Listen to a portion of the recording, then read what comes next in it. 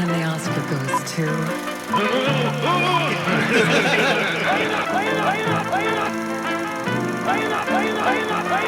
know John Burgundy. Yeah, thanks!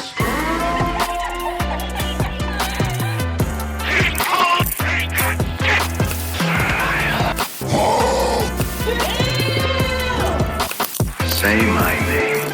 I thought it was mid. Or you think darkness is your ally? You merely adopted the dark. I was born in it. I don't have friends. I got family. And now for our feature presentation. To Cinema with Love. And welcome back, people, back in your eardrums again with another episode of To Cinema with Love. I am 1/3 of that trio, Jamal, here with 2/3 of that trio, Sir Alec.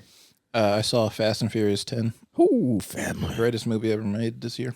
And we got the final piece of that pie, the board guy, John Burgundy. Hello, hello, hello. And today we got a special guest with us. She is a graduate from UC Berkeley with a BA in neuroscience, an actress, filmmaker, and a singer.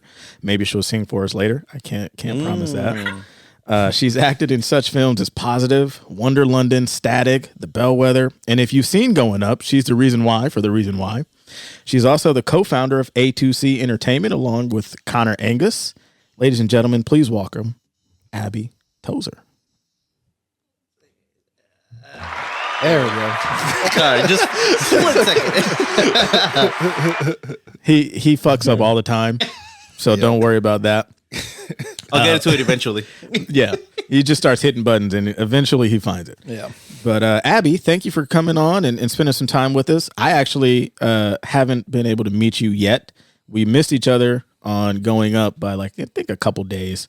But it's a pleasure to meet you, and thank you for being on. Yes. Pleasure being here. You were just doing a commercial, right? Yes, I was just in Austin on Thursday for my third national commercial this year. Nice, congratulations! Yeah, congrats. Yeah. Congrats. And you were acting in that one? Yeah. Okay, cool. What's the commercial? Yeah. If you can tell us, if you can't, we'll guess it. I can't tell you, but you can guess it. Like a good neighbor, State Farm is there. No, I wish. That would be really cool. The Michelin Man. What's his Goodyear? Is it Goodyear? It's a computer company. Computer company also. IBM? No, they haven't been around for you. HP? They're doing a cross with Alienware computer technology. Is it Razer? No. Oh, what are they I called? know it's around. Asus? No. We're gonna be here all day. Right? This is just a whole episode. Naming all of them. Final guess, Windows. Dell. I can neither confirm nor deny. Oh, I think I got it. Okay. I think I got it. We got you. But yeah, that's cool, man. So we appreciate that. Well, no, we don't appreciate that. We appreciate you being on. Yeah, appreciate. We're not sponsored. Hey, you never know. Yep. You never know.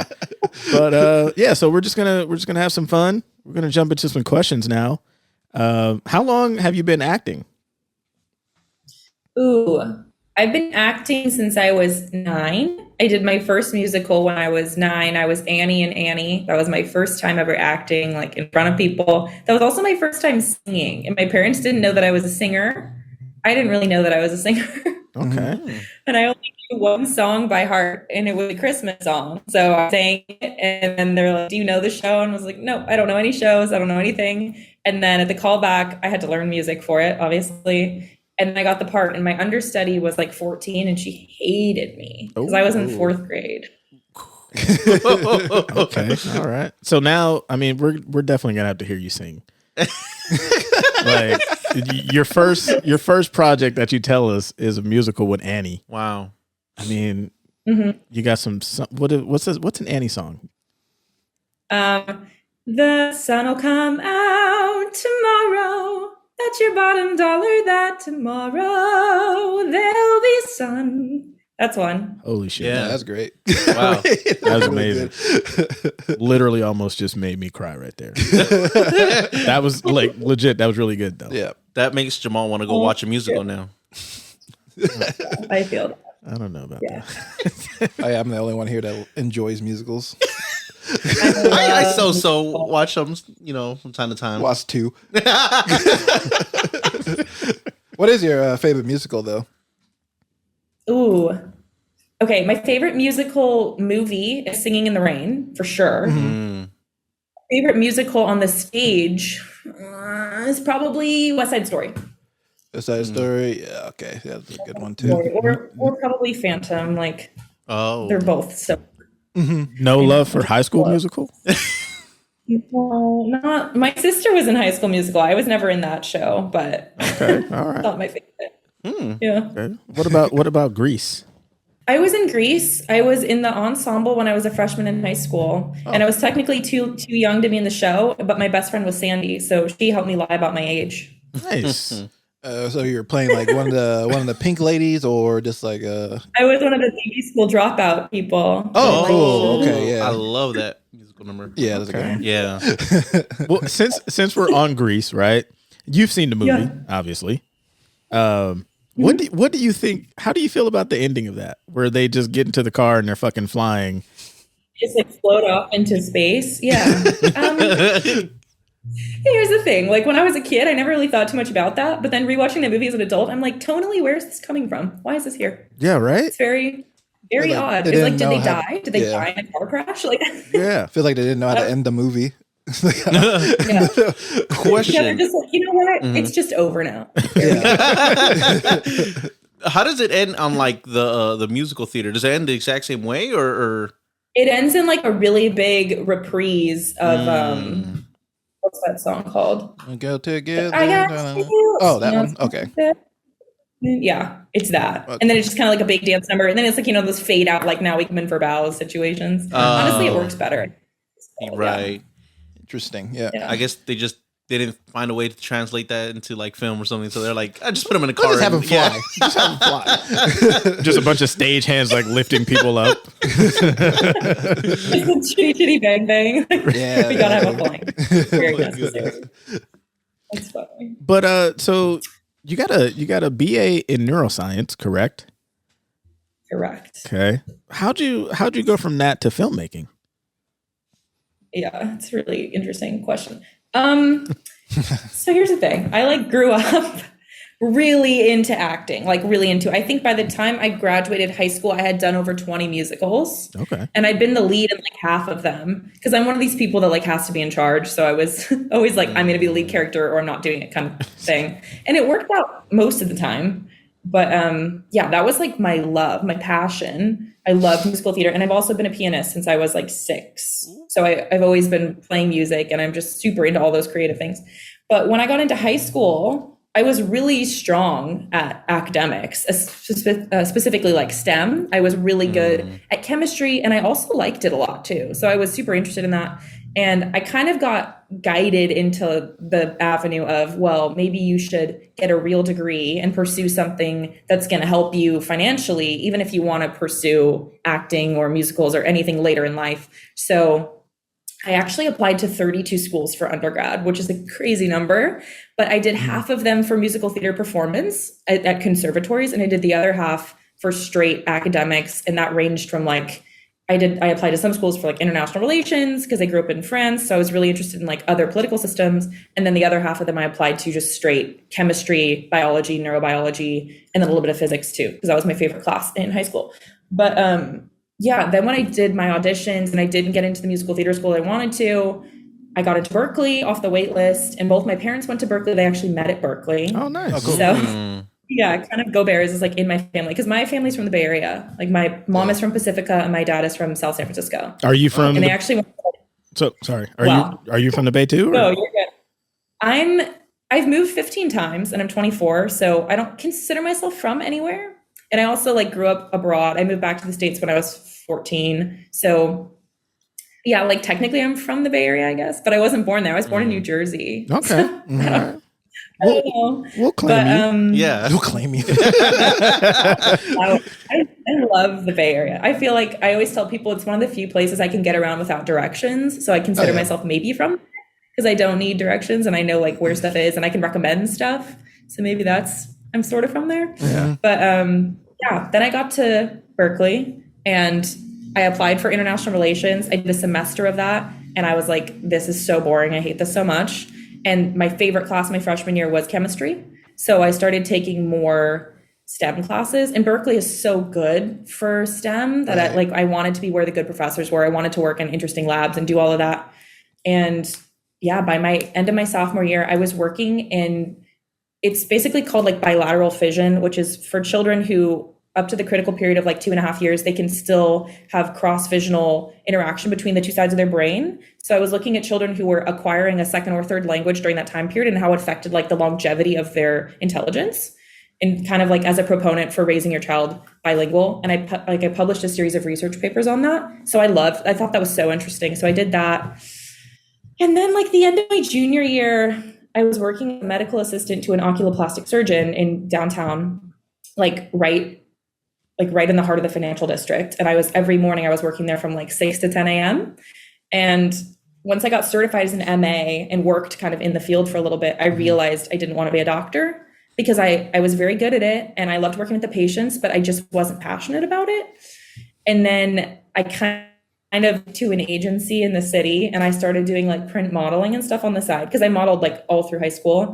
And then I kind of found myself getting drawn back into like, I wanted to audition for stuff. And then I auditioned for 13 Reasons Why, which was it shot like in the North Bay. Where was that? I think Martinez. Vallejo. That's where they shot it. Oh, was Yeah, it? Vallejo. Yeah. That's right. I was close. And then I got cast as featured background on that show, and I did that for like 3 or 4 months. What? And I'd never. What episode? I'm in season 4. I'm in like 3 episodes on season 4. Now we got to go look. The best season. Go look. It probably looks so different, but yeah. So like you'll be able to see me in a couple episodes.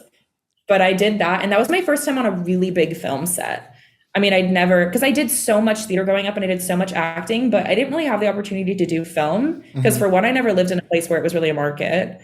And then for two, I never lived long enough anywhere to like establish myself as a film actor. So I'd never done anything besides modeling because I modeled professionally for like starting my sophomore year of high school. So I'd done a ton of runway stuff. I'd done print shoots. I was comfortable in front of a camera, but I'd never like been in a movie. So being on that set, because it's Netflix, it's huge, was so cool. And I was like, this is the coolest thing I've ever done in my life. I want to do this more and more and more and more. Because I was like, it's just like theater acting, but it's more technical and I can like stimulate that side of my brain. And it's so fascinating. So then I started submitting to projects on Backstage before my senior year at Berkeley. And I like fully knew I wanted to pivot and I had no idea how to pivot because I was like 95% done with my pre-med degree. So then I added a minor in theater. I already had a minor in jazz piano because I was doing something musical on the side. So I added it into double minor. And then by the time I was graduating, I was like, I'm going to do film acting. And my family was so confused. And then I graduated in the spring of 2020. So I was a pandemic child. Okay. And had to fly home and like finish my degree from home. But honestly, it was like the best case scenario because while I was at home I was in Houston, that's where my parents live right now.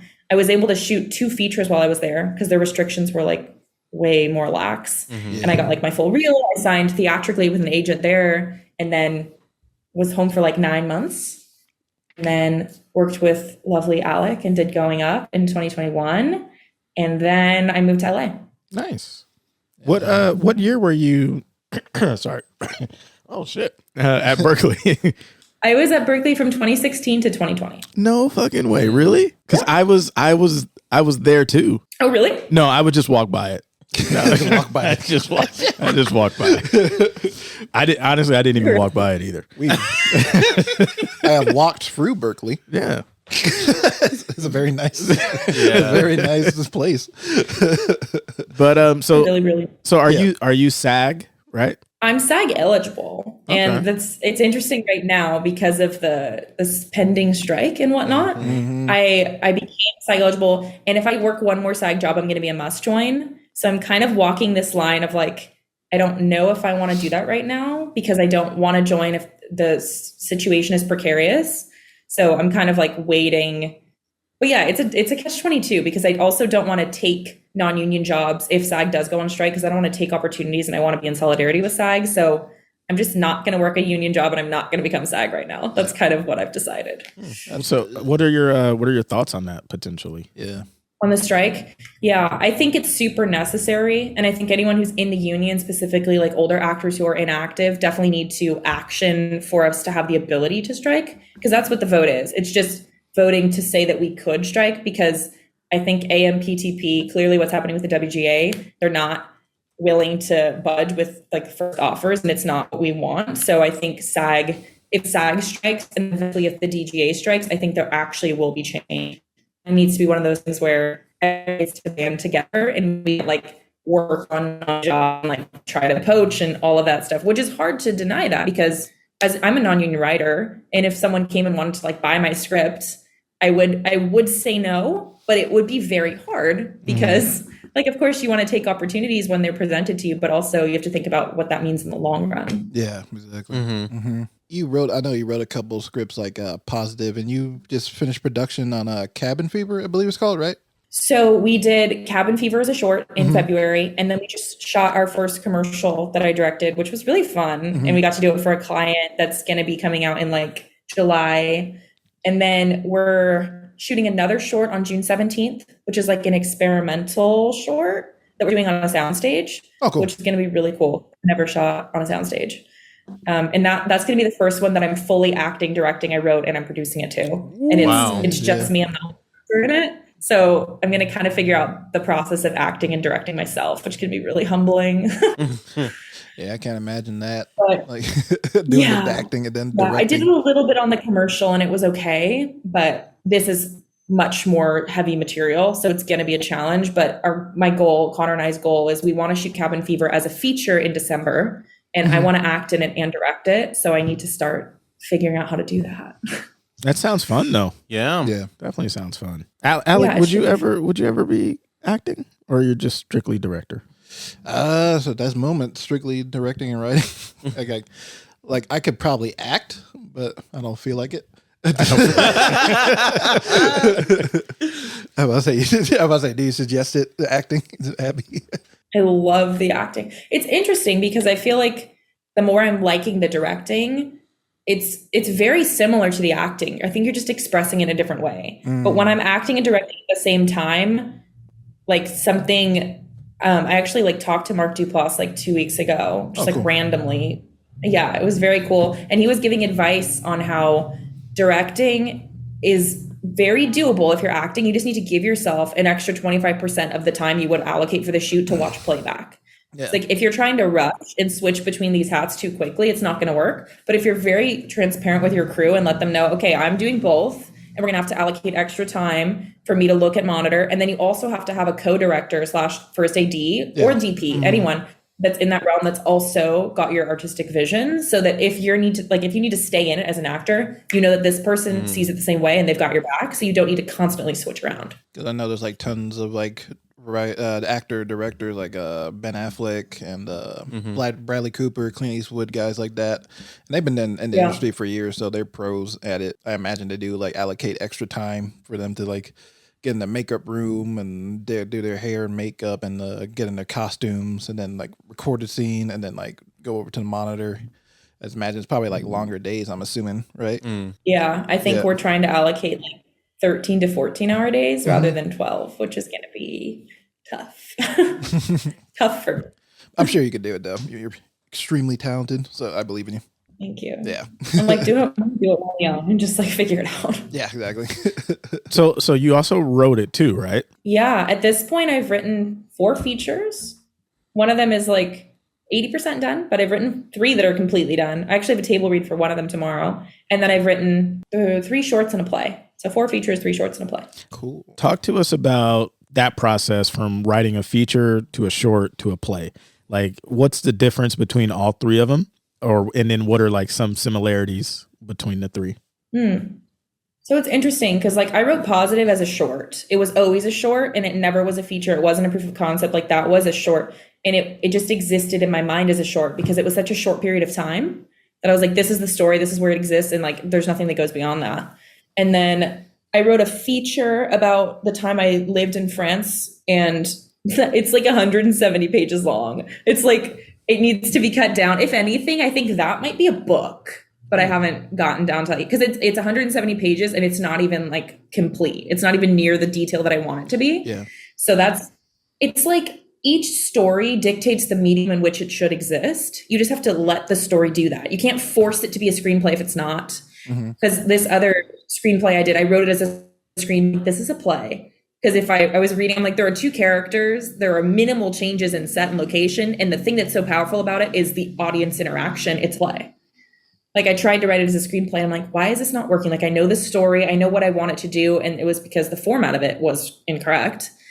And then Cabin Fever, which is like a psychological thriller we're shooting in December, I wrote it as a feature. And then I parsed out a scene that I knew was shootable in LA, more from like a director and producer's perspective. And then I made the narrative arc of the short similar to that of the feature. So it was a true proof of concept, but I also like segregated it so it was shootable.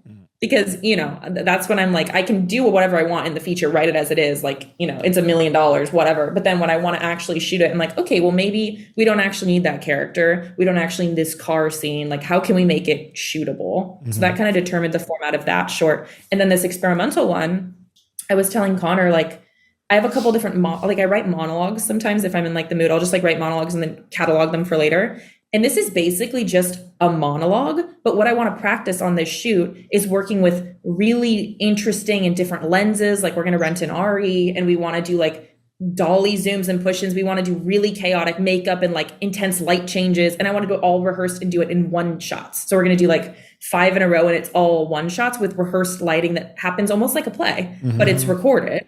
And I want to get reps in working with more difficult cinematography because I didn't go to film school. So I'm like, basically these projects are my film school. And it's like, which thing do I want to work on? And that's kind of what helps dictate the format in which I do it. Yeah. It's practice. Every single one you're practicing and you're getting better and improving on your skills.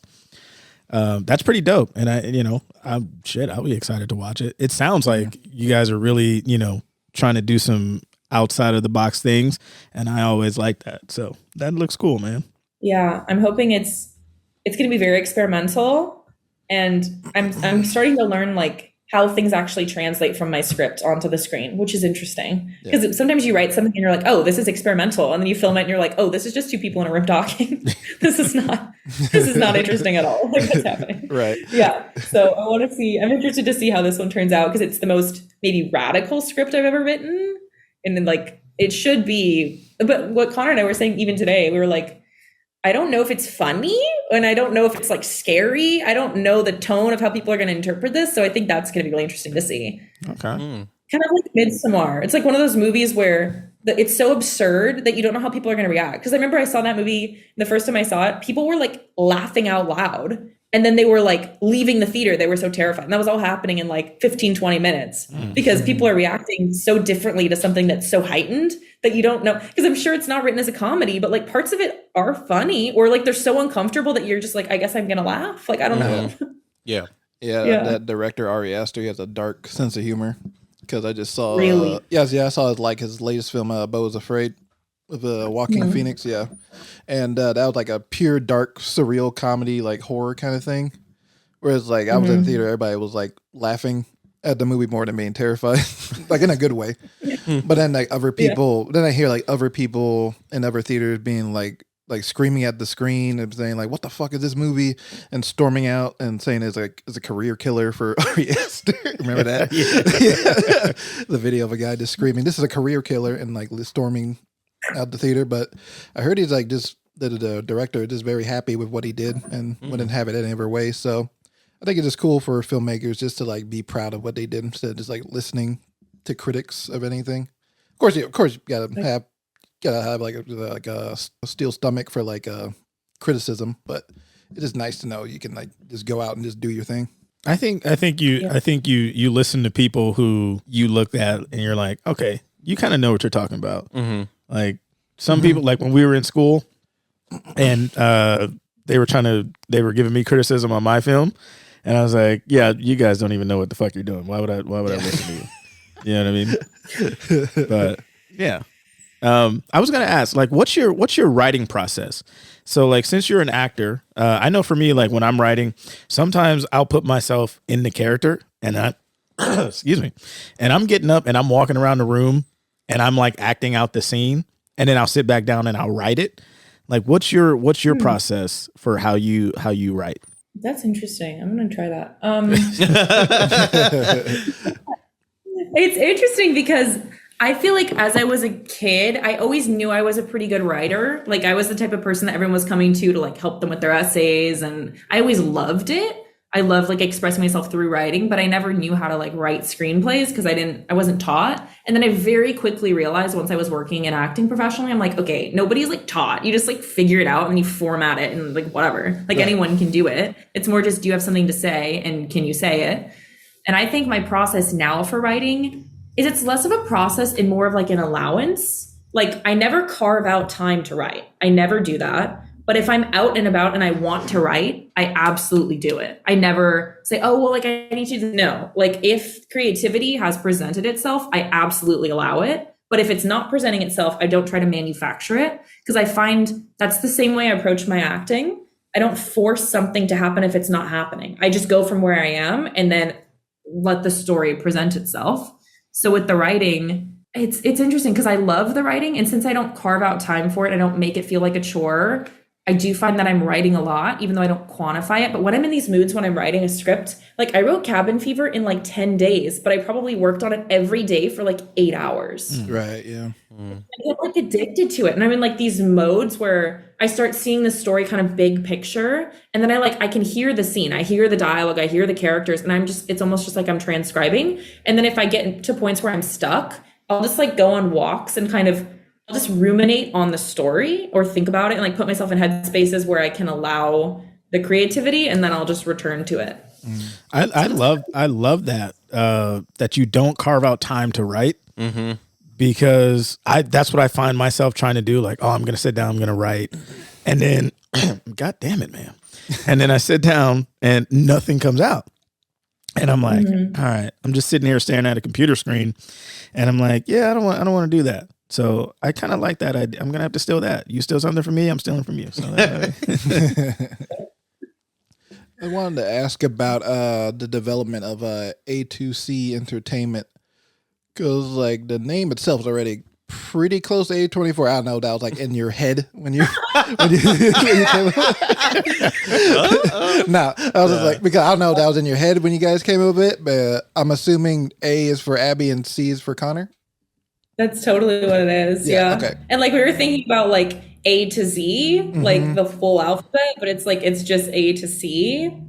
And then the other way I was thinking about it is like there's this mathematical proof that you do like A, B, and C, and the solution for it is like A squared C. So I was, because I'm approaching it from, I was like, Connor, like what else could this be? And like it's also like aluminum, copper, like there's a lot of different things it is. And I think we just wanted to come up with something. We had a bunch of different names and I was like, I just want something with letters so it's easy to remember. And if we want to do like logos on t-shirts, it's easy. So we're like, these are our initials. Yeah. Okay, great. The Antichrist. The Antichrist. Antichrist production. Right. It is not the Passion of the Christ. Like coming of age. Right. But I see you guys are making short films, of course, and developing commercials. What kind of genres would you guys like to make in the future? Like what are your future dream projects you guys are like thinking of developing or have in the back of your heads? Well, currently all of the scripts are mine. So I'm a slut for psychological thriller. That's like where I exist. That's like, same girl. Like, I was telling Connor today, like some of my favorite movies, I love like The Killing of a Sacred Deer. I love The Neon Demon. I love We Need to Talk About Kevin. Like I love these fucked up movies that you can watch them on one level, but you can watch them on another and they become even more disturbing. I like movies that are like based on Greek mythology, like Yorgos Lanthimos movies, or like the Neon Demon is literally one of my favorite movies, and this short we're about to do is the cinematography is very similar to that. I like stuff that's you take a very rudimentary concept like jealousy and then you expand it into something that's so abstract, but if you look at it from what the rudimentary concept is, it makes perfect sense. Right. So that's kind of like Hereditary. It's about grief, but it's like how wild can we make something that still is about grief, even in a way that is making the audience simultaneously grieve because of how disturbing it is. That's the type of genre I want to explore in for sure. It's like turn it up to 11. Yeah, turn it up to 11. Yeah. Jonathan, are you going to ask a question? Or you're just going to sit there and Well, I was waiting for a turn. I'm Okay. waiting for you. What made you decide to start your own like production company and all that? You know, how did that idea come about? Yeah, it happened rather quickly. Like I moved to LA in August of 2021, and I was here for about 5 months before I started getting pretty infuriated at like how the industry worked once I was professionally working. Because coming from a very systematic technical background as a neuroscientist, like it's very product oriented. Like if I study for a test, I will do well on it. If I do my research, I will do well on that. If I write the paper, it will get published. It's kind of like it's super binary and the path is really clear versus like in acting. It's like, you can do everything right and no one responds to you. And you can do nothing right and then you book the job. Like there's just not a through line because there's so much human emotion involved. And I think as a scientific person, I'm like, I can't deal with the uncertainty of not being told what I'm doing, when I'm doing it. And it's so last minute, and actors are brought on like right before. And I'm like, I need that through line. I need transparency. I need communication. Like I'm very type A. So when we did Positive and I brought Connor on and we just worked so well together, after about 6 months of us working together, and then we like made the short, we donated all this money to nonprofits. It was just really cool. And I'm like, I think we should just do this. And not only should we do this, but we should like create original material and just make it ourselves. And then we wanted the business model to be working with commercial clients to kind of float our own independent projects, which now we're like in the full swing of that. And I think there were so many times that it was really unclear like what we should do and which direction we should go. But it was kind of like how I approached my writing and my acting. I'm like, well, if I just like relax and like let the big picture present itself to me, I will know where I'm supposed to go, because I don't know. And like you can't really be told how those things work because you don't know until you do it. But yeah, we made the Instagram. We like spent a long time figuring out how we wanted that to work. Like we started making connections on smaller things. And then we want to just keep making shorts. And I think the more things we do, the more we're figuring out how we work as a production company. And it's just given that autonomy to me that I always wanted in acting, because I can write my own roles. I can produce them. I can pay for them. I don't have to fundraise for things because we're also creating these products that are able to float these other projects. So it all feels very like it's all in our control, but also it's still like new and exciting. That's dope. Right. That's dope. Well, I mean, if you're ever looking for some scripts, we'll have to send you some. Well, yeah, great. Yeah. Great. Let's talk about your acting. So, do you have a method for kind of, or not? Hold on. What's your favorite actor, who's your favorite actor, and what's their best movie? Let's start there. Ooh, who's my favorite actor and what's their best movie? Okay, I'm gonna go with Mads Mikkelsen, Another Round. Ooh, that's a good one. I've never heard one of my favorite actors. Yeah, you never heard of Another Round? Let me Google that one. It's a Thomas Vinterberg movie, basically about this. Haven't heard of him either. Okay, it's a teacher having sort of like a midlife crisis, and then him and his buddies at the school. It's like a really nice private school. They get this idea that like, what if their blood alcohol content was always like 2 drinks in? And so they test this theory and they stay 2 drinks in for like 2 or 3 weeks. All right. And then it's about like the effects of how that works with them, with the students. And then also like people start to abuse it or not do it correctly. And it's really just about like a man going through a midlife crisis. I just think Mads Mikkelsen's so fantastic. And I think he's so real. Like I really feel like you get to know him through his characters because he's just himself, which I think all actors should be doing that. But yeah, there's something just so compelling about him. I love him. And it's Another Round, right? Yeah. Okay. Yeah, that one best international film. International film. Yeah, 2 years ago, right? Yeah. He's always like playing.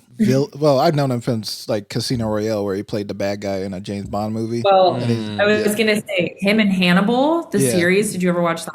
I watched like the first 2 seasons. Yeah, I need to jump back on that, but yeah, is so phenomenal. Exactly though. It's like in this movie, he's just like a dad and he's the protagonist and it's fantastic. And then Skyfall, like the sexy villain, and then like Hannibal, like disturbing. He's just exactly.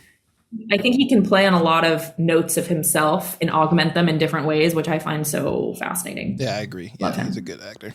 Nice. I'm gonna have to check that one out. But Yeah, you gotta get. I'm a Mads fan. He's so good. All right, you're putting me on. But yeah, what are your methods when you're acting or auditioning for a role? Yeah, it's interesting because like obviously I minored in theater in college, and they really taught me a lot of like Uwe Hagen, and we did like a little bit of Meisner. We did Stanislavski like viewpoints, and it was very movement based, which was cool. But the second I got out here, I was like, okay, so Yeah. I don't know. I'm not using that stuff anymore. It's like those are tools you have in your toolbox, but you got to figure out like what you need to fix and when. So it's not like you have to use those every time. And then I joined an acting studio out here, which I've been with them for almost 2 years now, and they are absolutely fantastic. And I've been literally putting up scene study once a week for 2 years, which is great. And I think that was a misconception I had before I started working professionally, was that like you take acting classes and then you start acting. It's like, no, acting is a muscle. Like if I'm in the NBA and I'm not training, how do I expect to play games when they happen? Right. Like it's a muscle. So you constantly have to be training. You constantly have to be in class. And yeah, it's expensive. Yeah, it's annoying, but also that's what you want to do, right? So you should be doing it all the time. And I think I've really started to develop my own method through this class and like through all the tools that I've been presented with there. And I mean, for self-tapes, I could like, my actual process is this. Basically, I get the sides, I get the character. Often I don't have the script. I'll always ask for it, but 95% of the time they won't give it to me, right? Because of NDAs. But I'll get the script, I'll read the script, I'll do my basic homework on the script and find out like what the story is and how I exist in it. And then I will memorize my lines immediately. Like even if it's due tomorrow, like I will drop whatever I'm doing and immediately memorize the lines. And the way I memorize lines is I go on walks. And I go on walks and I like half memorize them. I'm not reading the verbatim. I'm reading through the through line of what the story is and figuring out what's the conversation, how's it happening. And then if I'm missing anything, I start to like go back through and be like, okay, you're messing up this word, and then like try to get it by rote. And then I abandon the script entirely and I like chill. Then the next morning, so usually if I get it in the evening, then like I'll wake up really early in the morning, like 6 or 7, and then I'll do the same thing again. But then I'm doing it in circumstance of the character's problem. And I'm what my teacher says, I'm spinning on problem. I'm putting myself in the first person experience of what the problem or dilemma is. So like the dilemma is what's happening in the story versus the problem is the first person experience of that. So I could say like, oh, the dilemma is that I have a meeting at 8:00, but the problem is that I'm on this call, but I'm also enjoying it and I don't want to leave. And it's like the dilemma is binary, but the problem is a first person experience of what's happening. So I'll then spin on problem. And I'm not looking at anything from like a product way. I'm looking at it from like, okay, well, this is my experience. This is what I'm feeling. And then whatever happens from that. I'm not thinking about what happens from that. Maybe I cry, maybe I twitch, maybe I'm like touching my hair. I'm not thinking about any of those things because they are products of the dilemma of the problem. So therefore they exist and they belong. So I don't think about any of those things. And then when I go in to do my takes, I set up my thing, I do my slate, I like make sure I look all fine, and then I spin on my problem. I put that experience into my body. I work from where I'm at, and then I do 3 takes in a row. I don't watch them, and then I stop. I see how I feel, and then if I feel like I want to do another one, I'll do another one, and if not, I really never do more than 2 takes, even like 2 or 3. Right. Because I feel like all the work I do is up to that point. So when I'm actually portraying it, it's just letting the camera capture what's already been going on. There's no like technical adjustments. I don't need to watch it. I'm not the casting director. I'm not the director. So who am I to give myself notes? Like I know what feels correct or I know what feels true. And if it felt true, then I move on and I don't think about it again. And that's like the process for character. If I'm in a show or I'm doing a role for a longer period of time, It's a little different, but it's basically the same. Think about that like as like the way I warm up and get out of character. I'm doing that for each show or each night I'm doing a show. I just get the chance to go deeper and deeper every time because I get to be in that character and play in the character for more time. So that's kind of my current process. That's fascinating. Yeah, I was gonna say it's like almost like you're at least for the audition part, like you're like, okay, this is how I interpret it, right? And then you're like, I'm gonna just send it out. If I hear back from it, if they like my interpretation of it, great. If they don't, then that's what I kind of basically had in mind for that character, and hopefully they find whoever fits or something like that. That's kind of what I understood from it. And I was like, that's really good. That's a really good, well thought out process. Yeah. And that's been pretty recent. That's been in the past like 2 years. Because after I did Positive, I cast those parts in that. And I was specifically casting the actress to play opposite me who played my little sister. And it was really interesting because watching those tapes, there were girls who I was like, you're phenomenal. Like, you're maybe the best actress here, but you're not the character. Like, you're just not the character. Right. So in my mind, I was like, I can be the best I want to be. I can do a perfect tape, whatever that means. But if the director doesn't see me as what they envision, it doesn't matter. Yeah. Like I try to change someone's artistic vision. Of course, maybe you're like on the borderline and your tape is so phenomenal and it convinces them, but again, there's no way for me to know what that thing would be. So all I can do is present the interpretation I think is true. And if it happens to align with the director's vision, that's great. But if not, it's not my fault. It's not their fault. It's nobody's fault. It just is or isn't. So it like lifted a big weight off of me when I don't book things. Cause it's like, sure, okay, that's not what they saw. That's great. I want the person who's supposed to be in that part to be in that part. Fine. Yeah, that's just so interesting. Like here you just kind of break it down.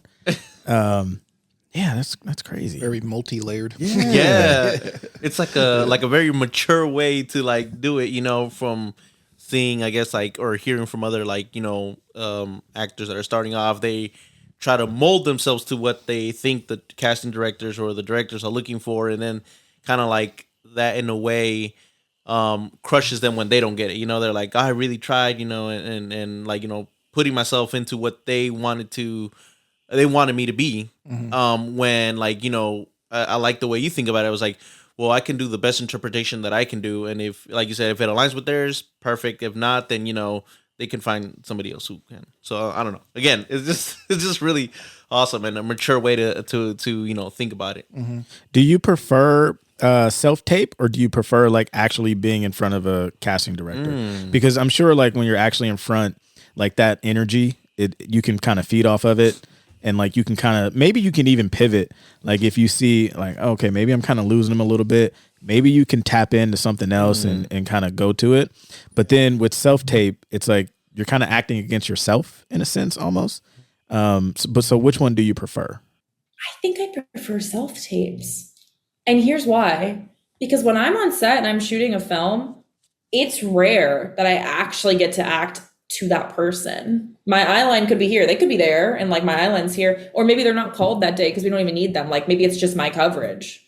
So in a way, self-tapes are actually getting you to practice for the modicum of film that we have to do versus in-person auditions. I like in-person auditions too. I think they're great. But yeah, I think because of how much more efficient and because of how many more people casting directors can see, it gives more people opportunities. It's faster. It's cheaper. We're not driving to auditions. It's better for the environment. I just think it's a win-win-win. It's wonderful. And I do understand this idea of like, well, the energy in the room and all those things. And like, yeah, that's still true. But if you get to callbacks, usually they're in person, or screen tests are always in person. Commercial auditions are in person again here in LA.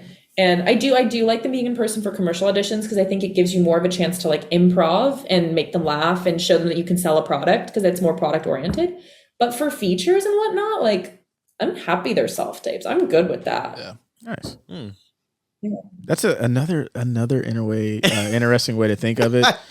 Well, no, because it's like she said, like she's getting ready by acting on camera with the self tape, right? And yeah, that's Do you have you auditioned for any like big Hollywood productions? Because Because like this is like my little thing. Because I'm just like, I was like, I know they're casting the new Superman movie right now, and we're gonna talk about that whole thing later, a little later in the show.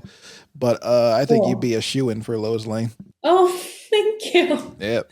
I haven't auditioned for Superman, but that would be cool. I think I auditioned for like some really cool A24 movie last year, but Kristen Stewart got the part, which is sick because Kristen Stewart's amazing. Mm-hmm.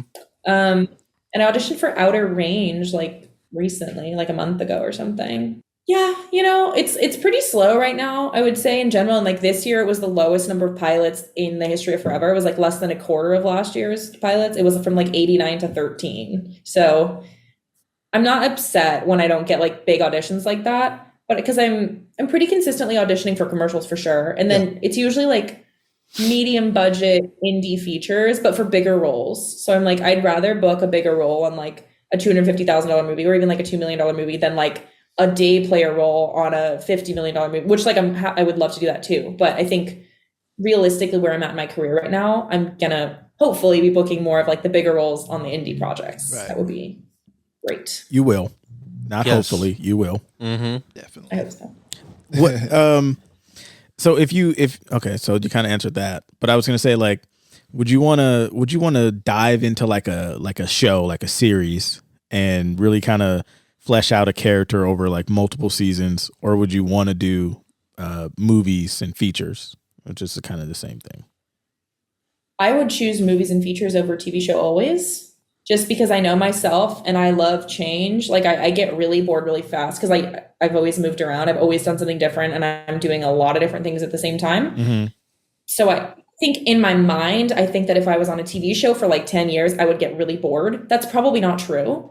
And I don't know until I've experienced that. But if I had to pick of like, would you want to be a series regular on Friends or would you want to do like indies like Anya Taylor-Joy? I would always pick indies and like the indie work up to bigger movies would be the path I would choose. But even if it was just like the indie work up to other indies, I would still choose that. I know everyone's like, there's no money in indie film. And I'm like, I'm not doing it for money. I just think it's a very genuine space in which stories are being told. And it's not just consumer driven. It's just art driven. Yeah. So that'd be my lane for sure. Okay. Tell us about, and you don't have to be nice because he's sitting right here. Yeah, go off. It's like, oh, you fucking suck. But what was it like kind of working with Alec, and what was it like on the set of Goin Up? It was a really, really wonderful experience. I mean, I was there for 2 days. There for 2 days, yeah. Mm-hmm. 2 days. And both days, Alec was so respectful of my time. I was actually called when I was needed. I wasn't sitting around at any time. All my scenes were like consolidated. Like these are the things that make actors happy. And I was so happy with that. And yeah, I think it was colored beautifully. I'm so happy with all the stills. I got all those wonderful photos from that as well. I got to wear my grandpa's sweater, which was so cool. Oh, nice. Mm-hmm. Like this Varsity Letterman sweater from the 50s. And I got to wear that because Alex saw it and he was like, I love that. You should wear that, which I thought was really cool because then I showed it to my grandparents and they were like obsessed with it. So that was cool.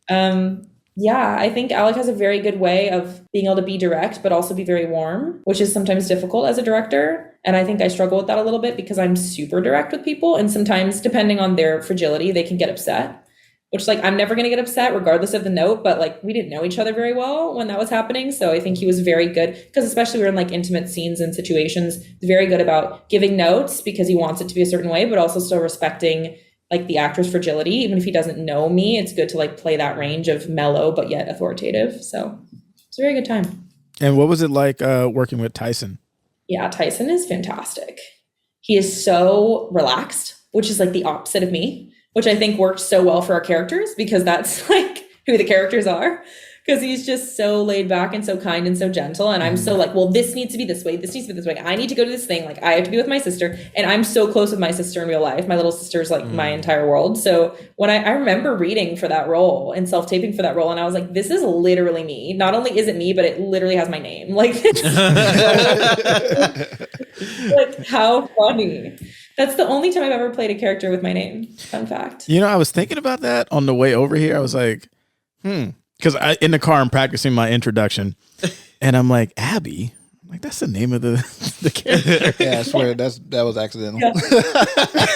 Had that name on there for a long time. did they write the character after you? And I was like, no, Mom, that's not how it works. She's like, well, can you change the name to be your name? And I'm like, no, it was just happened to be like that. Yeah, exactly. Just a crazy coincidence. Yeah. That's cool though. So then so seeing your name, right, and then reading the story, like did that kind of really make you kind of like go full tilt into the self-tape? I feel like it's almost the opposite. Like it gives me the permission to be like, okay, we don't have to act, quote unquote, like just do me saying those things. Okay. And like because it is me. So I felt like the separation between me and that character was like none, basically. Yeah. So I wasn't thinking about how to say things or how to spin on the problem because I'm like, this is shit that I've said. So this is not difficult for me. I could just say it now to an eye line. Like that's it. Nice. Have you seen the final film? Mm-hmm. What are your thoughts on it? I think it's amazing how sci-fi it looks for a low budget short. Like it's incredible. It looks so high budget. And it's so hard to do CGI like that. And I showed it to Connor and I was like, it's amazing. Like it's creating a whole world and you would never think, and the soundtrack's also really amazing. I mean, like the whole thing is just, it's really buttoned up and it's really nice. And it's really original too, which is something I love. And I think it's like, fortunately quite timely because of the pandemic and everything. Because I remember when he just out of the blue, he was like, oh, I got a script. He's like, you want to read it? I'm like, yeah, sure. So I'm reading it and I'm like, how are we going to do that? Like I'm reading some of this stuff and I'm like, how? Right. And then he tells me Josh is going to do the visual effects. Mm-hmm. Now I'm really like, how is he going to do that? Because he doesn't have like a background in that. Right. Does he have like a super lab or like, someone we don't know about yet? Like, and so then once Alec sent me the finished film and I'm watching it, I'm like, holy shit. I'm like, Josh did that on like, what was it, like a laptop or a computer or something? Yeah, he did it on his desktop, laptop. Like he switched in between. Yeah, lots of rendering time. I'm like, that's incredible. So yeah, it's crazy. And now it's doing festival run, which is so exciting. Yeah, thank you. Yeah, we won best short film film festival in San Francisco about like almost 2 weeks ago at this point. So yeah, that was cool. And I think it won something today. I haven't checked yet. I just got a message. Just a little flex. I just got an email. I was like, oh, shit, right now during the show. Got an email. But I'll check. I'm not even go check. Yeah. But it's been a cool run so far. And there's more film festivals I haven't heard back from yet. That's probably going to happen over the summer. So, do you have any kind of? So you were only there for 2 days, but do you have any favorite moments from the set? I think my favorite moment was maybe like this. It was mostly just photos for like teasers and stuff. But when Tyson and I were like out on the back of this balcony and like the sun was setting and we were just like talking to each other, and Alec was kind of like directing us on how he wanted us to. Well, no, you were more just like giving us things to talk about and like the arc of what you wanted rather than like telling us what to do. So it was super organic because Tyson and I were just having a conversation about like snowboarding. Like it was very, very normal. But I look at those photos and I'm like, wow, it really looks like we're like in love. But that was not the note. It was more just like talk to each other. I'm like, okay, great. And we like got to know each other. And it was really normal and like organic, which was cool. Nice. Do you have anything that you would suggest, or I don't want to say criticism, but like, feedback, pointers, or something like that for Alec? No. Everybody's a coward now. I will say that like when I leave, I had this bag on my shoulder and it's like pulling my shirt, which I didn't know that when that was happening. And I wish I had like, because I'm some of the takes, I'm sure that wasn't happening, but like, I just keep looking at it and I'm like, why did I not fix my freaking shirt? And also I'm like, probably because you look at it and you're like not looking at my clothes, because like as a woman, I'm like, that's the thing I'm fixated on. I'm like, oh, the frizzy hair and the fucked up sweater. Like, so that's my one note. I'm like, my shirt looks stupid and I'm sad. Damn it, Alec. Why couldn't you be into fashion? You're supposed to tell me these things. Not my fault, okay? I have a quick question. what has been something that's been out of your comfort zone that you've done or that you hope to overcome, sometime in the future? I think I struggle a lot with like on-screen intimacy for sure. And I've always struggled with that. And I've been doing a series of scenes in my acting class to try to like get out of that and to like I've been working with an intimacy coordinator and figure out like how to approach this from like a professional perspective and like feel fine after doing it. So we're doing a scene from American Beauty right now. And that's pretty challenging because it's very like, that's kind of what the scene revolves around. But also like, I always just like approach it from like, I wouldn't do anything like that if it wasn't really necessary for the narrative arc of the story. But since it is, I'm like, okay, well, if it is necessary, how am I going to approach these things? Because if I book a job where I have to do that, I need to know what my process is doing that. Right. Because that's just that can be part of stories. And it's really important for characters to like go through that because it might be how they figure things out throughout the story. So I'm doing that this evening class right now, and it makes me very anxious and very uncomfortable, which is when I know like, okay, this is an area I need to be working on because I don't want any part of it to be like, seem unapproachable for me. So for sure. Okay. Yeah, but so now we're going to do some rapid fire, right? Well, actually, hold on real quick. What's your favorite type of genre? It's either psych thriller or horror. Okay. What's your favorite type of genre for music? Jazz. Well, yeah, because you play Like it. 1960s. Yeah, like classic jazz, like Oscar Peterson, Sonny Rollins, Sonny Stitt, like that jazz. Okay. Charlie Parker. Yeah. Wait, Charlie Parker. Wasn't he on Whiplash? Didn't he say that? They mentioned his name, yeah. Oh, okay. Yeah. They mentioned it. They mentioned in La La Land. He was like a super famous saxophone player. Yeah. What's From your The Bird. What's your thoughts on Whiplash? Do you like Whiplash, the movie? I fucking love Whiplash. Yeah. Oh my God. Watching the short to feature of Whiplash is like all I've ever wanted to do in life. Like when I make a short proof of concept that's supposed to reflect the feature, that's what I'm trying to do. Like it's literally shot by shot the same movie, which is crazy. Do you have a favorite scene from Whiplash? It's probably the end. I mean, the ending scene is like so iconic. It's like a 10-minute long drum sequence. I love movies about an artist who's confronting their artistry.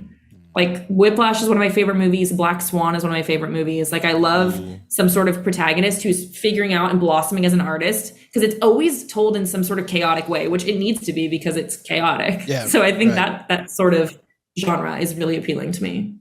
Okay. Do you have a recent favorite film that came out in the past year or so? Like past 2 years? Tar. For sure, Tar. Tar? Tar is that same movie too. Yeah, I was like going to mention that. About a woman artist like trying to come to terms with that she's kind of a dick. Yeah. she flies so close to the sun. The ending scene of Tar is so good. Like I fucking love that movie. And I love Cate Blanchett. And I love Todd Field. It's just a great movie.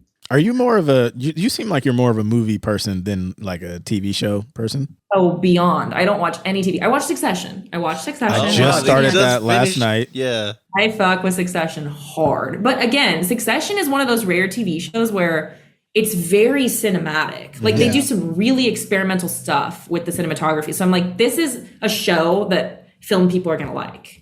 Which there's a couple of those, like Euphoria. I love Euphoria because again, each episode is basically like an indie film. It's so beautifully shot and it's so experimental and so the makeup's crazy. Like Euphoria, I love. But I'm not a big I'm not gonna watch sitcoms. I've never seen Friends. Like I've never seen like any of those. You're not missing anything with Friends. Nah.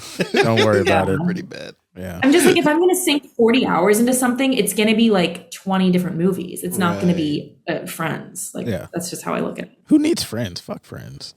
I mean, I'm like an old person, you know? I don't even like these two. I just put up with them. We're just business associates. Yeah. Okay. So now we will get into rapid fire. Okay. Okay. So we're going to ask you just like some questions. Don't even think about it. Literally, bam. Okay. Okay. All right. Anne Hathaway or Amy Adams? Anne Hathaway. Tom Hanks or Denzel? Denzel. Meryl Streep, Viola Davis. Viola Davis. Batman or Spider-Man? Spider-Man. Tony Soprano or Walter White? Walter White. Oh my God, Walter White. Toy Story or The Incredibles? Incredibles. Coke or Pepsi? Coke. Scorsese, Spielberg. Scorsese. Ari Aster, Robert Eggers. Ari Aster. Mario or Luigi? Luigi. For Luigi. Oh, shit. Hell yeah.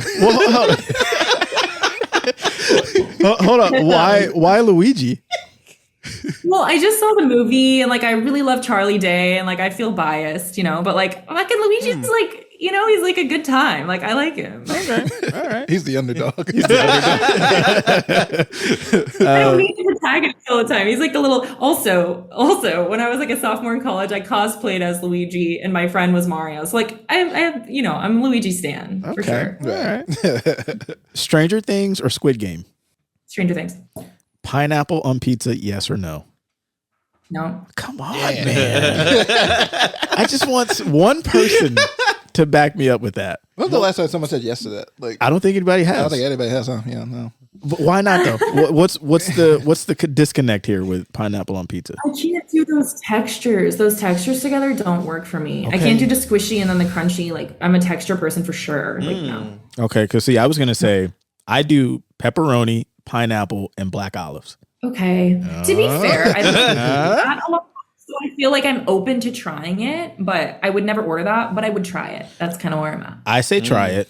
And then the next time we have you on, you're going to be like, Jamal, you were right. Thank you. And I'm going to be like, Abby, I know.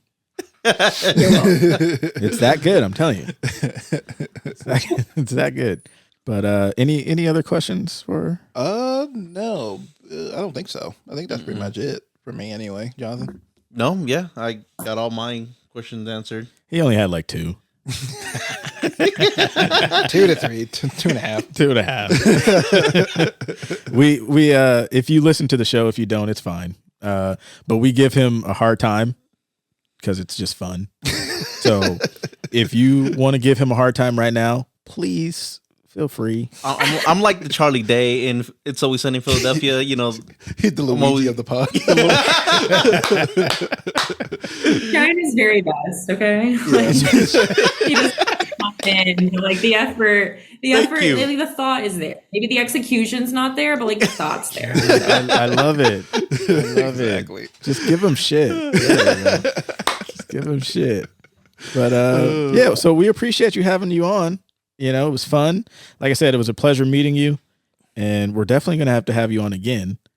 Yeah, it was a pleasure meeting you guys as well. I've done like quite a few podcasts, and I love the questions that you asked. They're like really original and unique. So I really appreciate that. Okay, Yeah, we're doing something right, fellas. Yeah. we're doing good. Yes. We're not just some dummies here. Just like we have a research person. His name is Little J. And he does all of our research. So as I was, practicing, like I was legit like in the car, blah, blah, blah, blah, blah, Abby Tozer, and I called Little J. I was like, Little J, I need some research on her. And then he pulled up your whole life. So No, at the beginning I was like, how do you know all these things about? we're professionals over here, man. We take this serious. You should see our setup though. Like literally, we're in a triangle. Just like A real cult like we got right here. now. yeah, like You're we're like all in the same room. yeah, Yeah, we're in the same room. like I love that so much. Touch them. Get over here. yeah. Jonathan's on the other side though, so he's not interactive. I'm in my own island. You should see his outfit. Yeah, he's by himself. Next time I need to come to the studio. Next time I get interviewed, for sure. Yeah, please do. I gotta come. Yeah. Yeah. I know we tried last time, Yeah. didn't work out, but but we're happy to have you on here for sure. Yeah. It was a really fun interview. Yeah, that was great. Anything that you're working on currently? I know you kind of already said it, but if you wanted to say it again before we go for the people.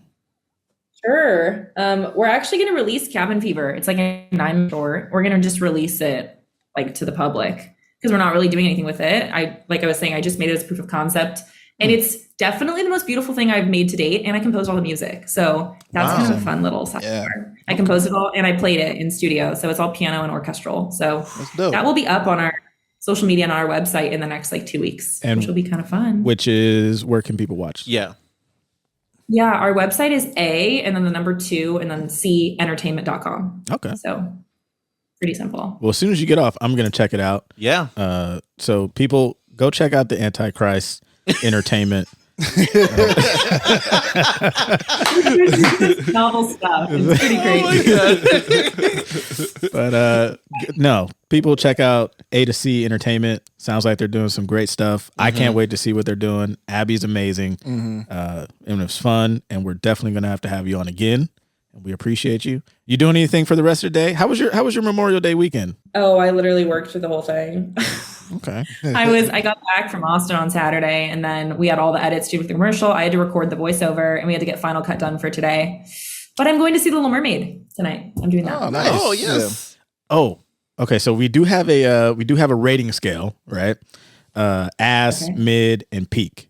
So And Peak Cinema at the end. and Peak Cinema is like the top. Yeah, five stars. okay. So when you watch Little Mermaid, Okay. you can text Alec and you be like, "Man, that shit was mid." Or she can what is it like on our Instagram? Like on the when we post the episode, you could just like reply on the post or something you something. go. Yeah. Yeah. I'll just comment ass. That's There you all. People are gonna be like, "What the fuck?" It was so much fun, and I'll just comment ass, period. That'd be good. Oh, that's a good one. I know Sebastian the Crab. He looks like ass. Like, I saw him. I was like, oh my god, what did they do to him? Poor guy. Genetic little freak. Wait, what about Flounder? Flounder looks even worse. All the animals look bad. Goodness. So have you seen it? I have not. My parents saw it. Yes, have not. like Sunday. Yeah, so they saw it on Sunday. Okay. They liked it a lot. They loved it. I'm probably not gonna see it. Yeah. It's probably, like you said, it's probably already ass. Oh, But I don't want to sway your opinion. Oh yeah. But it's probably ass. Look, I'm gonna support my black people, so I'm gonna. I'll give Haley Bailey my $5. Is that why you support it? Don't look at me like that. She's like, "Let me go." Yeah, we'll let you go now. Oh my god. Thank you, Abby. It was Thank you for having me. It was a pleasure meeting you. It was a lot of fun. I'll tell you about the movie. I'll let you know if it's ass. Please mid, do. or- Have a great night. Okay. Joy. Thanks, guys. Bye. Bye. To get back to some of our regular show here. Thank you again to Abby for coming on. I had a lot of fun. Today in film history, Alec. And today in history. Yeah. On May 30th, on this day in film history, at the 31st, oh God, I'm going to say 30th. Fruity first. Oh God, Man. Fruity Thirst. The fruity first. The Fruity First. God damn it. Fruit of the loom. The fruity first. Oh no. Cannes Film Festival. But on this day in film history, the 31st Cannes Film Festival award. Oh, it's Cannes. Yeah, it's Cannes. It's not Canes. Kane, not Cane's. I thought it was Canes chicken. too. It's not Cane's chicken. Don't. That's for the Negro. They awarded the film a film called The Tree of Wooden Clogs, directed by Amano Oimi, and which won the Palme d'Or, and that's like the equivalent of Best Picture at the Cannes Film Festival. And that I chose that one because that correlates with because the Cannes Film Festival actually happened over the past weekend, like the past 2 weeks, I think, because it's like a 2-week long thing. Damn. And but yeah, so Was there anything, any big kind of results? we can talk about that first, actually, since that's in the John Burgundy news after he does the box office report. But yeah, Do I go now? yeah, go ahead, John Burgundy. I like how you just completely exit out of the Zoom too. Like you're too good to be. Oh, yeah, in he's the- like- Oh no, in no. the- I in the Zoom have session. to have the Okay, what is it? Whatever. Whatever. Oh, okay. Whatever, fuck it, just do it. So, somebody say my name. John Burgundy. This is the news. John Burgundy. John Burgundy. John Burgundy. This is news with John Burgundy. Bitches. Say my name. Gotcha. Say it, motherfuckers. Fucking Burgundy, bitch. All right. All right. In today's news, we got the box office weekend reports. We have number one. Let me guess. Little Mermaid. 118 million. We have number one coming in at number one. The Little Mermaid. I like how Yes. Jonathan freezes when he Right? when we say anything during his thing. He's so just like, you sons of bitches. He malfunctions for like 2 seconds and then like, okay. Because I'm like thinking, you know, so. What did he ever? So Little Mermaid came out at 95.6 million. So Where almost, did yeah. I get 118 from? Is that the worldwide? Like, I saw it on Reddit. So I don't know. They're So I lying. think he's out there the worldwide probably. Oh, okay. Um, Because I'm Mr. 305. domestically is 91 million. Okay. we got two Fast 10 or Fast X coming in at 23 million. Family. Three Guardians of the Galaxy Volume 3 coming in at 20.8 million. Mm-hmm. Four, we got Super Mario Bros. Movie coming in at 6.4 million. And then number 5, we got The Machine coming in at That came 5 in number million. 5? Yes, sir. What the fuck? Bert Kreischer came in number 5? Thanks to me. Yeah, to your dumbass. Was there anything else out? Yeah, there's like other stuff. Was there nothing else? Oh, God.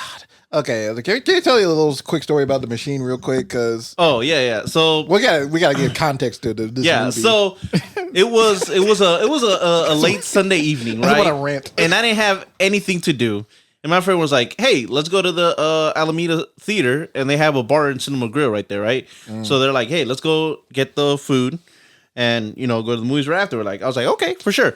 And I'm looking, I'm like to see what movies they have there. And I'm like, "Well, I've already seen what was it like Guardians of the Galaxy. I've already seen. Should have watched that shit again. I've already seen Fast 10, Watch that shit again. and I was like, and I've already seen the Super Mario Bros. Movie. So it's either the Little Mermaid or the Machine. And I was like, do I really want to see the Little Mermaid right now? Yeah, you do. I wasn't in the mood to watch the Little Mermaid, so I was like, I seen the trailer for Machine. I was like, Bert I'll Kreischer's fat ass. give it a shot. I was like, I'll give it a shot. How bad can it be? So Wait, hold on. There was nothing else. there was nothing else. 5 That movies. Yeah. There's more. That can't be it. Well, they had multiple like Fast 10s playing and all that, and like so they only had those. Yeah. So A small theater then, huh? yeah, ish.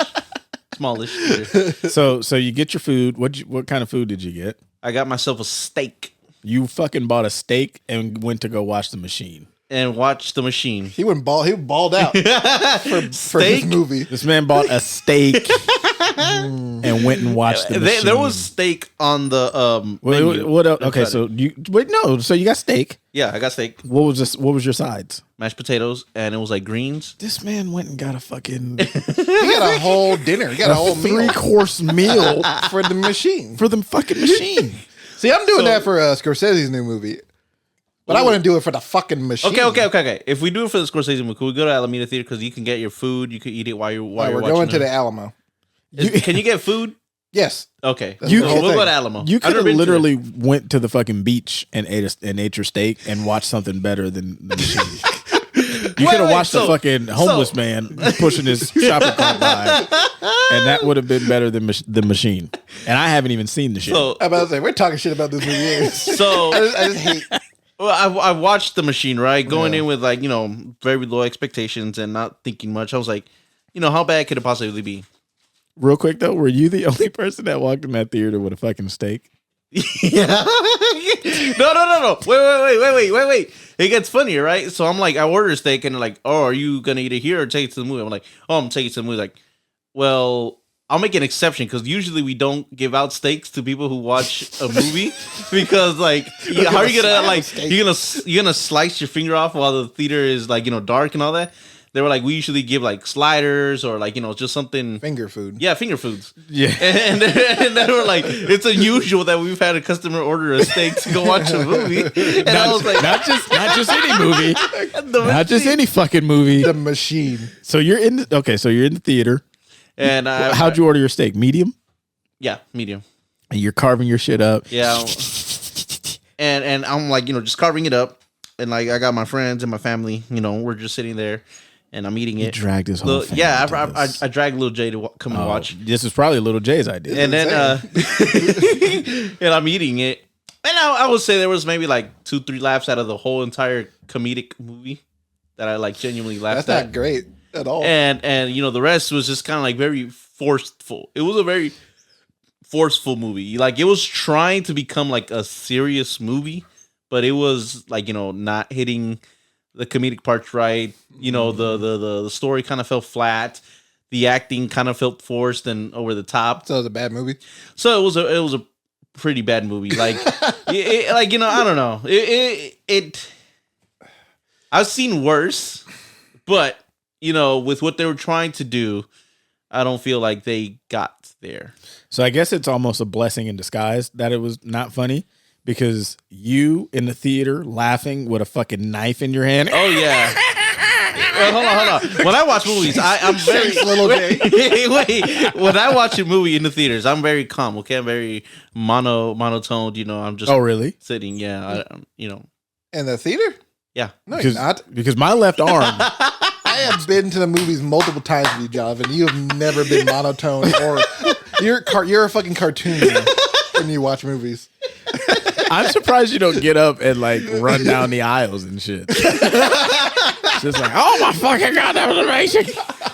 Just knocking people over as they're trying to get back to their seat. Like, Wait. Sorry. That reminds me of a funny story.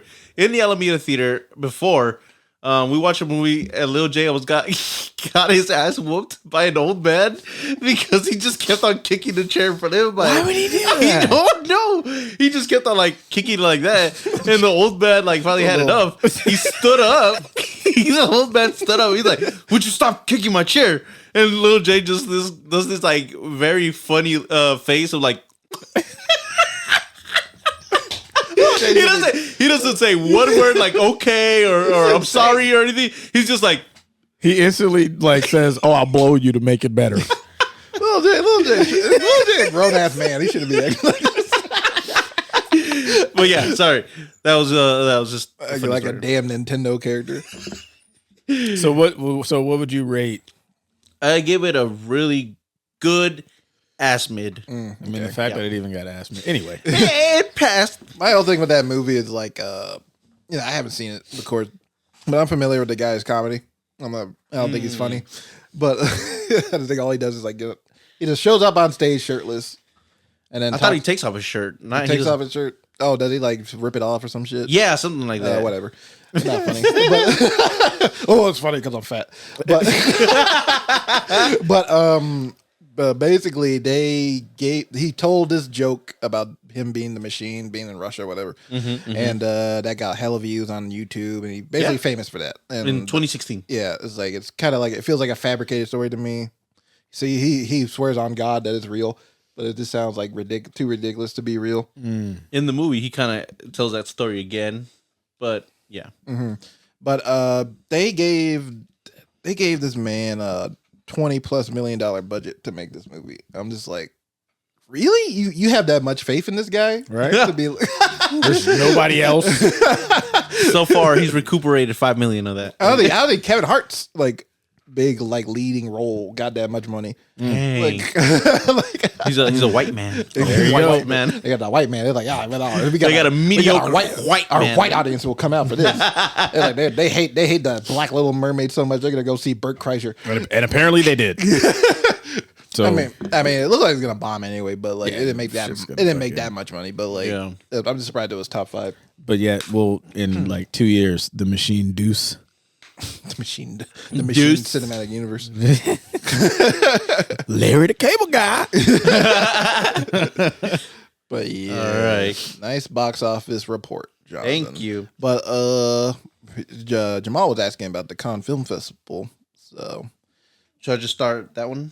yeah. Okay. So, with the Cannes Film Festival, on May 16th through the 27th, the 76th annual Cannes Film Festival. Cannes, yeah, I was gonna say Canes. It's just I don't know what it is. Canes. I feel like I've heard people say Canes though. I think people pronounce it differently, but French accent is like Cannes Cannes Film Festival.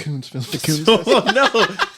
So, as Alex said, that was hosted in France. The festival is host to many films of all genres from several countries, being known for its exclusive premieres to award season hopefuls. The latest blockbusters and absurdly long standing ovations. The longest in recorded history for the festival being Guillermo del Toro's Pan's Labyrinth, ending with 22 minutes of its audience clapping for the filmmaker and actors. How did they clap for 22 minutes? I can barely imagine clapping for 2 minutes. Your hands getting raw. You know, the French, man, you know, they're different, okay? They built different. Somebody's like, how long do we go? They're like, more. Make a horror film about it. We'll never leave.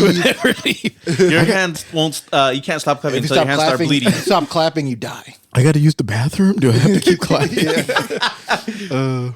So this year, the festival hosted films such as Martin Scorsese's Killers of the Flower Moon, Jonathan Glazer's, not me, Glazer's, The Zone of Interest.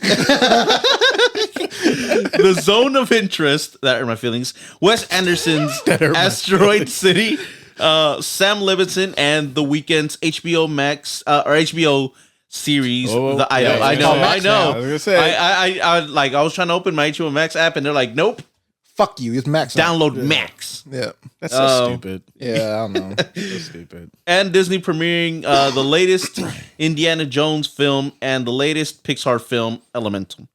While the more prestigious films won critical acclaim, the Disney-owned films came out with more mixed reactions. The worst reviewed project from the festival being Levinson's The Idol, which opened with a 9% on Rotten Tomatoes after the screening of its first 2 episodes. Yikes. A jury comprised of Ruben Östlund, director of Triangle of Sadness, Brie Larson, Room, and Paul Dano, The Fabelmans, voted for the French thriller Anatomy of a Fall, directed by Justine Triet? Treat, probably. Yeah. Treat, I'm not okay. sure. To take home the Palme d'Or, Yeah.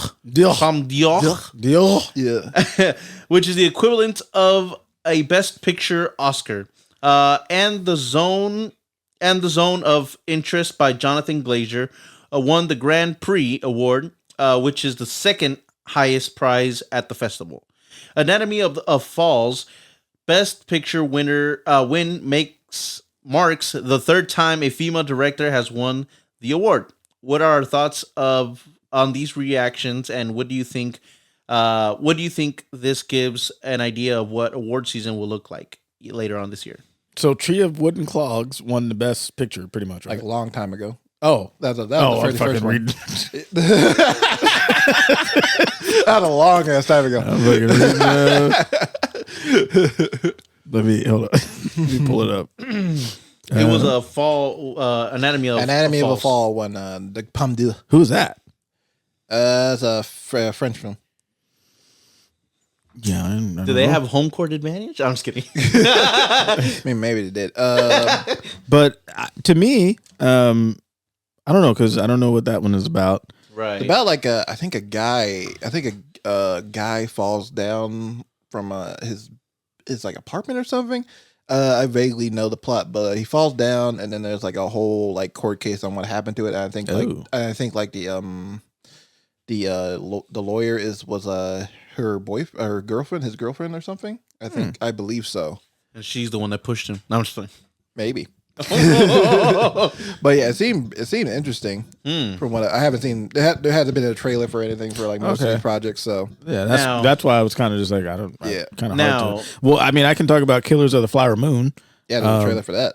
I think that one. Wait. Before we go to Killers of the Flower Moon, do we know if this Anatomy of a Fall is in like French, or is it in English? It's a French film, so I know. Just because of the the title, the title is in English, but like, is it really like a lot of. God damn it, John. French movies can have English titles too. So is it in English or in French? The language is in French. Okay. They speak French in the film. It's a French film. Okay. Well, I'll wait for the subtitles to come out. It's It's gonna come with subtitles when you see it because we're in America. I like how it's like, I gotta actually wait a couple months for the subtitles to come out. To wait for the subtitle edition. The movie's here. I have to wait for DLC to come out. But yeah, I gotta wait for the DLC and the subtitles, and I gotta pay $4 for them. $4 extra for. Imagine if fucking people did that shit. I mean, insane. They made you pay $4 for fucking subtitles. Kiss my ass. I'm getting Google Translate literally right by the fucking speaker. Fuck off. Or just do Alexa, translate the whole movie for Right? me. Alexa's like, I'm tired. I need to stop. Yeah. But Killers of the Flower Moon, I think that's a shoe-in for a nominee for Best Picture. Mm-hmm. And I mean, it's not even out. You can almost kind of picture in maybe Oppenheimer. Oppenheimer. Yeah. Oppenheimer. Yeah. I think those two for sure. It's a little bit tough because I haven't seen anything from the other ones. But I mean, I think Wes Anderson might be in there as well, just for Asteroid City. Yeah, just because of the what is it, the production value. Oh yeah, I'm sure he got nominated for like technical awards. Mm-hmm. I don't know if looking at the trailer, I don't know if that one will be Best Picture worthy. Oh no! Yeah. Either. Just because like the other two, it's got monsters, like it's got heavy hitters, right? And then it's got Scorsese, and then it's Nolan. Yeah, like those two alone, you're like okay. And then you got fucking Leo in there, and you got. Scorsese looks like he's going the fuck off on the directing that movie. Yeah, he's going hard. So, I was gonna say, speaking about Oppenheimer, I saw in an interview that Christopher Nolan said that he loved working with what's his name? Cillian Murphy. That like they just understand each other really well and work really well together. And he said something along the lines of like, if I could work with him in every single project that I do, I would. Sign me up then. I mean, I feel like he damn near has. He's been working on him since like Batman Begins. Right. That was like over a decade ago. And didn't he say something that like he saw him in something and he knew that he could be a lead? Yeah, he was looking at he's very enamored by his face. He kind of does. He's in love with him. I just think about your face. Yeah, something about it. He does have a very unique look. Yeah, he reminds me of I can't remember. I don't know the guy's name. He was in The Mask. He was kind of the bad guy. Then he was also in Training Day. Yeah, I think his name is Peter Green. Something. I feel like his name is Peter Green. But like he kind of almost looks like him a little bit. Yeah, he does. But like an international version. Like he looks like he's international. Yeah, like he's a foreigner. I believe he's Irish. I don't think you. Oh, okay. Yeah, because of his. You can't say foreigner anymore. Can you? Man, I'm just immigrant. Man, attacking. We promise you, Jamal's not from Florida. I don't got a Trump flag on my Civic. But nah, but yeah, I'm not surprised because he's worked with that actor multiple times. You know, he's in Batman Begins, Inception, Dunkirk. He was in Dunkirk for a little bit. And so yeah, so I'm not surprised. So it's cool that he's gonna get a lead role because I feel like he doesn't really get too many lead roles in big films. Right. This could be the start. Yeah, I'm sure he's gonna get nominated for a lead actor. Oh yeah. If all goes well with this film, I'm sure it will. I think him for sure, and Leo probably. Killers of the Flower Moon, and then we got to see what else is coming out. Yeah. The other interesting one is Jonathan Glazer's The Zone of Interest. Not you, Jonathan. This Jonathan right here, Jonathan Glazer. But that is a interesting one because it's a Holocaust film, but they don't really show the Holocaust. Okay, it's more like, from what I've heard, it's about this family. The family of like the dad's a Nazi, and then the rest of the family is like Germans, and they live like I think they live right next to Auschwitz, probably. I'm sure, and you don't really see what's going on there, but you hear everything like that. Like the soundtrack is like the screams and like let your mind do that. Yeah, and I heard it's like really really intense and uncomfortable. So is it supposed to be like disturbing type? Yeah, yeah. Okay. Like you're just watching this family like do their whole life and things, and you just hear like shit in the background, like horrendous shit in the background. Imagine like you just see a shot of like the wife just like cleaning her clothes, hanging them up on the thing. All you just hear is just like kids screaming and all that. Yeah. Oh, that's I heard that. messed Yeah, I up. heard that's basically what it is. Like, yeah, And she's just going like it's just like, regular. yeah, it is every day. Yeah. You know, this is normal. That sounds pretty interesting. This might be what I know. It's not the first movie that kind of deals with Holocaust, but Oh no. like Schindler's List. This might be the first one since Schindler's List, maybe. There's been a few like Boy in the Kinda- Striped Pajamas, Yeah. Okay. the Book Thief. There's been a good amount of them, but yeah, this is probably the most experimental. Yeah. one for sure. I kind of to not like show it. Yeah, too, I kind of like that specifically. idea though, of where it's just you let your mind, because then like the mind is probably scarier than what they could show you, because then it's taking you to like, oh shit, now this kid is over here, and like it could get like you can get some really dark kind of Yeah, visuals out of that. So But yeah, this is a director I really like. He's pretty experimental with his stuff, so I'm looking forward to it. And like it's a different way to like talk or do a movie about it, you know, because usually a lot of people just show you and all that, but this is more of like, you know, you put the pieces together yourself. Yeah, So yeah. and I believe Anatomy of a Fall is owned by Neon. Will be distributed by Neon, and Zone of Interest is from A24. So we'll be seeing them later this year. you could have led with that. Wait, what? Sorry, because y'all thinking about A24 simp. You could have led with that. I like how he just like casually drops it in at the end. Oh, and it's A24. Because I just remembered. No, you know, nothing much about it. But now that gets me even more kind of like, what was it? I'm not having a baby. No, hyped. Oh, okay.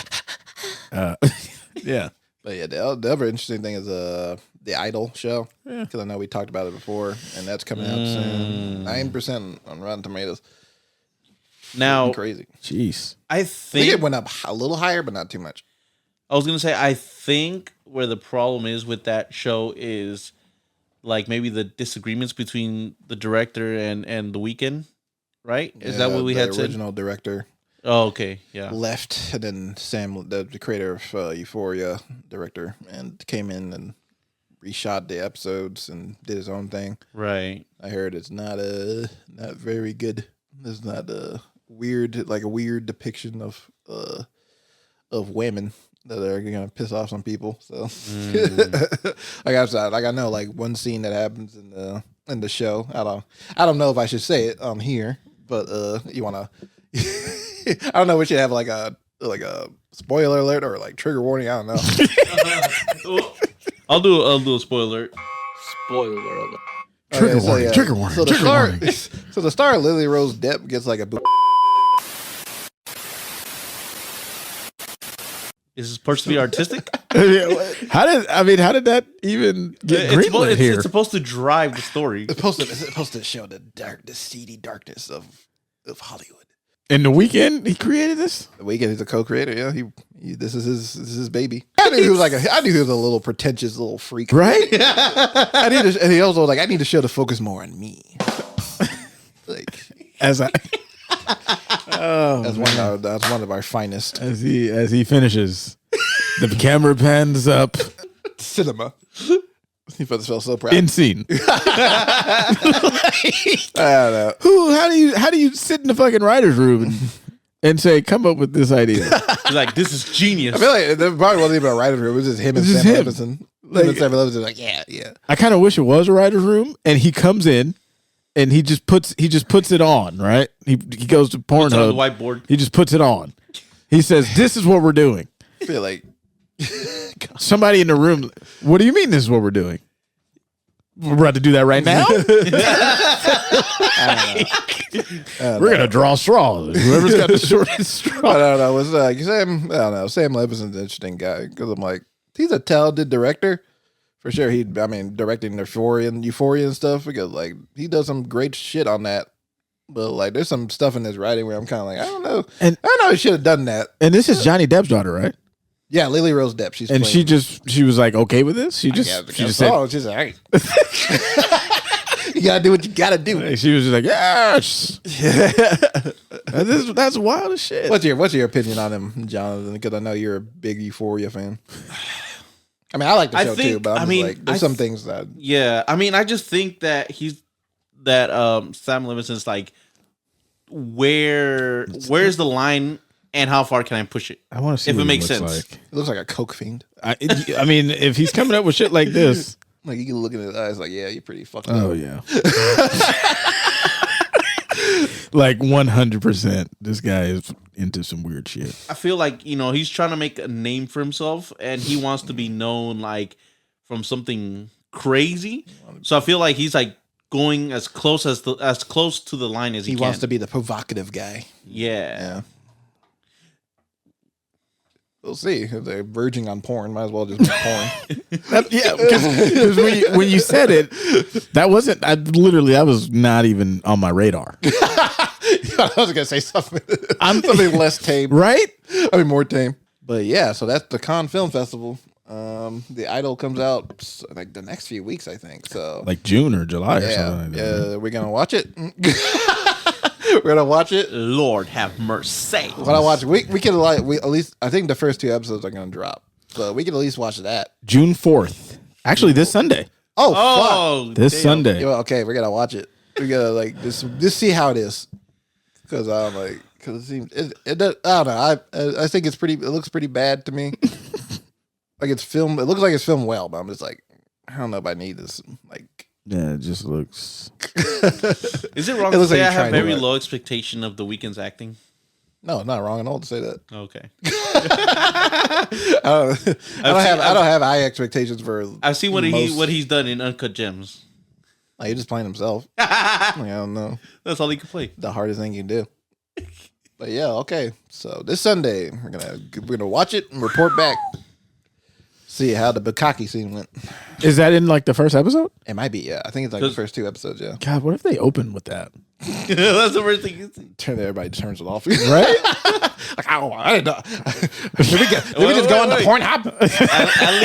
At least Alec knows not to watch that with his family. Remember, you said you watched the yeah. first couple of I episodes made of the Euphoria. I made the horrible mistake of watching the first episode of Euphoria with my mom. But you can't even like leave either No. because you're in now. You're strapped in. We're 5 minutes deep, Right? But it was like I don't know what I was thinking. 'Cause I was like, I don't know, maybe because I'm like, oh, she likes Zendaya. Oh, I was like, oh, it's an HBO show. I'm sure she can get into it. Like I barely watched trailers for it. I was kind of it's a new Zendaya show, Right. So I was like, okay, I didn't know like How bad could it be, And all you of a sudden, it's like showing teenagers fuck and those doing drugs. You're like- kitties everywhere, dicks. I was like, oh god, You're like, we're in it. We're in it for the I win. can't leave. I opened Pandora's box. I can't leave. You can't leave. Yeah, Free. we are bonded together here. Yeah, never watch the show with her again. But, Oh gosh. Well, did she enjoy it? I can't remember if she did. I don't think she did. I can imagine. Yeah. Like, as a parent, how could you oh yeah, just, That had to be awkward. No, there's shows I can watch with my parents. Right. That are like, but yeah, Euphoria is not one. No. That's definitely too much. Don't show them the box office set they have. Wait, what? Oh no, What? the DVD set they have. I don't have a DVD set. What was the It was like storyboards and shit. Oh, Like, no, storyboard. He said the box set. The DVD 4K set. But no, but yeah, let's move on Yes. to I talked about it just a little bit with Abby, but like we're gonna talk about Superman, man. Superman, man, legacy casting rumors. All right, so now that James Gunn is officially finished with the Marvel Cinematic Universe, bye-bye. With his final installment in the Guardians of the Galaxy series, Gunn can now give full attention to his next high-profile project he will write and direct, which is Superman Legacy. To catch you up to speed, late last year, James Gunn, along with producer Peter Safran, were picked by Warner Brothers to be the new heads of DC, taking the long-troubled superhero franchise and hopefully making it more crowd-pleasing and financially successful. Their main priority being the reboot of Superman films titled Superman Legacy, which will focus on a younger Superman balancing out his Kryptonian heritage with his Kansas upbringing. With Henry Cavill not returning for the role, the studio is in search of a new actor to don the iconic red cape. On May 13th, The Hollywood Reporter released an article by Boris Kitt and Mia Galupo. Sure. Okay. That details who exactly Gunn and the company is eyeing for not only Superman, but for the Lois Lane and Lex Luthor. I think I saw for the Lex Luthor, so we'll get into that a little bit later. The short list for Superman includes actors such as David Corenswet. I believe it's Corenswet. Corenswet. Yeah. As Pearl? He was in Pearl. Oh, okay. He was in Pearl. Jacob Elordi, who was in Euphoria. Andrew Richardson, which was in Martin Eden. And Tom Brittany, which was in Greyhound. The short list for Lois Lane includes Rachel Brosnahan, right? Brosnahan, which was in the Marvelous Mrs. Maisel. Yeah. Maisel. Emma McKay, which she's from Sex Education. Phoebe Denver. What are with these? In Richardson. Yeah, that's some weird names. I think a lot of them are British. So. Okay. Yeah. So she was in Bridgerton, and Samara Weaving from Ready or Not. While the shortlist hasn't been fully revealed for Lex Luthor, it is rumored that Nicholas Hoult is in negotiations to Superman's arch nemesis. Academy Award nominee Bradley Cooper apparently talked to James Gunn about playing the role, but Cooper ultimately passed on it. Hoult is also rumored to be on the shortlist for Superman as well, but the studio seems keen on him playing Lex Luthor. David Corenswet is said to be the favorite for the role of Superman, which makes sense for his remarkable resemblance to the character and a rising support from the fans who thought he would be a perfect choice for the superhero. The roles should be cast by the end of summer, as production of the film is set to start in January. What are our thoughts on these names, and do we have alternative names that we would rather see in the film? Well, I'm Googling Cornsweat. This guy looks like he definitely could be Superman. Like, just based off his face. I think that, whoa, who's this old guy? Who are you looking at? Who the fuck? That's what That's not him. Did you spell it correctly? Cornsweat? Cornsweat. Like, Oh, I got sweet. corn sweet. I got corn sweet. I got corn sweet. Woo! People. Okay, here we go. Oh, okay, yeah, this guy. He's okay. He definitely looks like he could be Superman. He'd probably have to get a little bulk though. Yeah, bulk up. Like I remember him. I don't know. I remember him in the Pearl and this other show called I think it was called what's it called? The Politician. I think it was the Politician. He has like he's a tall guy, got like that kind of like that kind of commanding, but like kind of like I would listen to you. Like I would vote for you. Yeah, like kind of voice. Like I vote for you at the president. Like he just has a very calming voice. Just looking at him, he kind of looks like he could be like Superman. Jacob Elordi, I don't know. He could. I guess he physically fits it. I don't know. I don't know if the face based his face based off his acting ability in Euphoria. Like he's good. I was like he's always playing like the edgy dude. So I don't know if I want to like him to play Superman, who's like should be a beacon of hope, right? And like I should be like, oh, thank God the Superman's here. I shouldn't be cowering in fear. Yeah.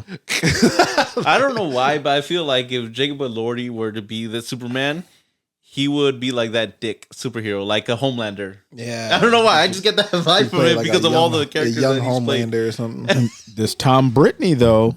Oh. He looks pretty good too. He kind of He looks like if you put a little Clark Kent hair on him, it looks like he might be able to pull it off. Yeah, then this other guy, Andrew Richardson, he kind of reminds me of he looks like a slightly bulkier Andrew Garfield.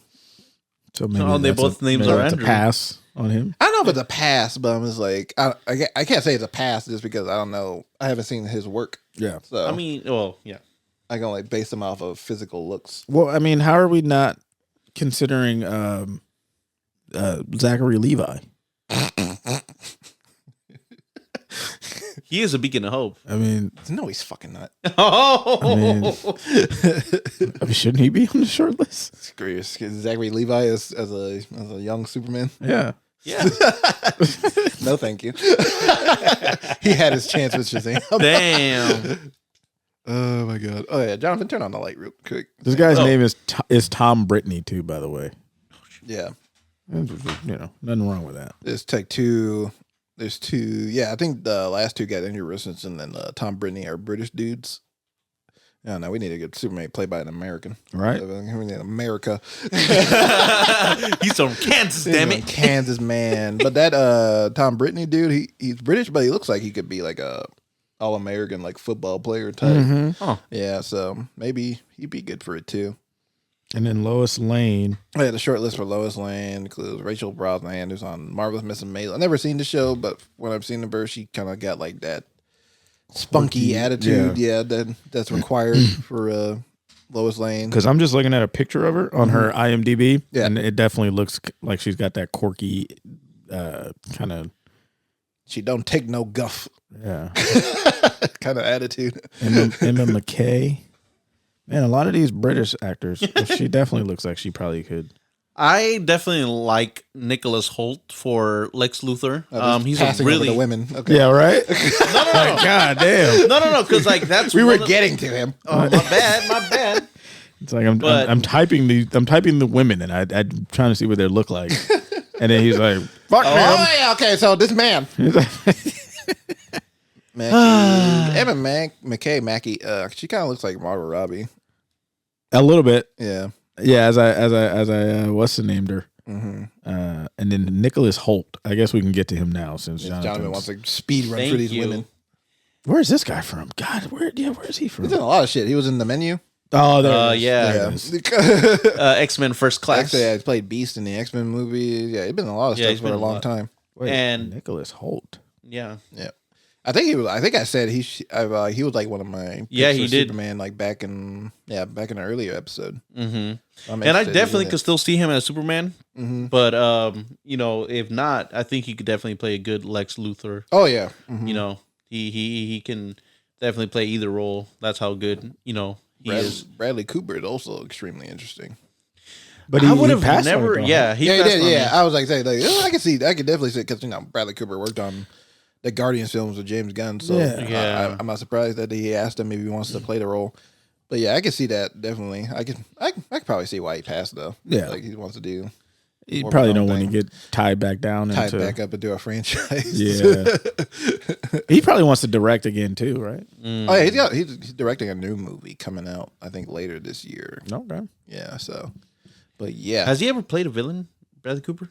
he's played a villain a few times. Oh, okay. Yeah, he can definitely do it. Okay. American Sniper. American That wasn't Sniper. him. The most. Yeah, that's Yeah, it was him. Oh, was it? Yeah. So he played a villain there. Jump facts. Okay. We're gonna piss off some people with that one. I think we're past that. Yeah, we have. But yeah, I'm just looking at it. I'm just kind of like I'm interested to see what Gunn takes a direction in. Yeah. Because Right. I did hear like it's gonna introduce basically the new setup for the DC universe. Like you'll probably see characters like passing by. Like maybe Batman will be in it for a little bit, and then like you'll see like Interesting. other DC characters. Maybe Wonder Woman But- shows up. Is it gonna be the Batman from the Batman Brave and the Bold? Like that? Like the animated? No. Or like the movie. Sorry, Batman the yeah, It's no, called the, the movie's called The Brave and the Bold. Yeah, it's The gonna- Brave and the Bold, it's sorry. it's gonna be a brand new Batman. and that's who they're gonna Yeah. show on the Superman movie. Yeah, Okay. most likely. If So they he's need to in it. cast for all those characters too, then basically, Yeah, even though they're gonna be like a Yeah, yeah. I don't know if they're gonna do it like immediately in that movie, but yeah, it could be. But you'll basically see like a fully living, breathing DC universe already instead of just like taking forever to build up to it. Right. Which I think is cool. Yeah, I think- like you jump right into it. Like we Yeah. already know who a lot of these characters are, so it's like all right, just They jump don't need into to it. introduce them or anything. Yeah. Yeah, we don't need to see Superman's origin again. That's kind of smart. Yeah, Yeah. Because then you can tell other stories and and move it on. Exactly. Yeah. Also, I heard they might be looking to non-white actors to play Lex Luthor. So Who? still non-white actors Oh, to play Lex Luthor. So Idris Elba. Idris Elba. Your name? No. They could get. I don't know. I like to see Daniel Kaluuya play Lex Luthor. I think that'd be amazing. That'd be very interesting. But yeah, so let's cast Jonathan as Superman. Yeah. Do it, James Gunn. I'll be a super short Superman. Get the Give me the Apple boxes. Yeah, I was gonna say. Make the worst possible Superman you can. Hey, you won't see me coming. People just watch it like, what the fuck? I thought this was a Superman movie. But yeah, I'm looking forward to the Superman movie for sure. I don't know. This is like, I know they're probably going to announce who's playing the roles by the end of the summer, I'm sure, that the movie's filming in January. And yeah, I don't know. Wow. I don't know. We'll see. Yeah. I think all these actors look like they can play the part for the most part, especially the David Cornsweet guy. So I have a question. I think you might not even know, but do we know if like the ones that he's already done, like Peacemaker and Suicide Squad, are they still gonna continue on or no? I heard Peacemaker's being delayed because he's working on Superman and the other DC projects. But yeah, I think Peacemaker's gonna come back. Okay. Seems like that would. Yeah. Like that was pretty popular. Then his other project like Suicide Squad, I'm sure that's gonna continue. Are they gonna like be in the same universe, or are these gonna live outside the universe, kind of like the Batman with Robert Pattinson type of thing? Do we know anything about that? Like is like Robert Pattinson Batman is gonna like show up? No. If Peacemaker and Suicide Squad, are they gonna be part of the like Superman legacy and all that universe? Oh no, I don't think so. Okay. No. They're gonna live outside of that. Yeah. Okay. I just got a quick question. With James Gunn taking over, Right. like, do you think he's gonna wear himself out and like he's gonna be stretched thin because he's gonna be trying to do all these movies? Now he's got to do he's got to do shows too. You know what I mean? Like before, he was just at Marvel just writing Guardians. Yeah, he was just the Guardians guy. But now it's like you're the head of pretty much DC, yeah. the whole thing. Like, do you think that's gonna hinder him because he's gonna have to put on so many hats and focus on? I feel like, I don't know, the ones I feel like he's gonna be actually in charge of. He's gonna write and direct Superman, of course. Mm-hmm.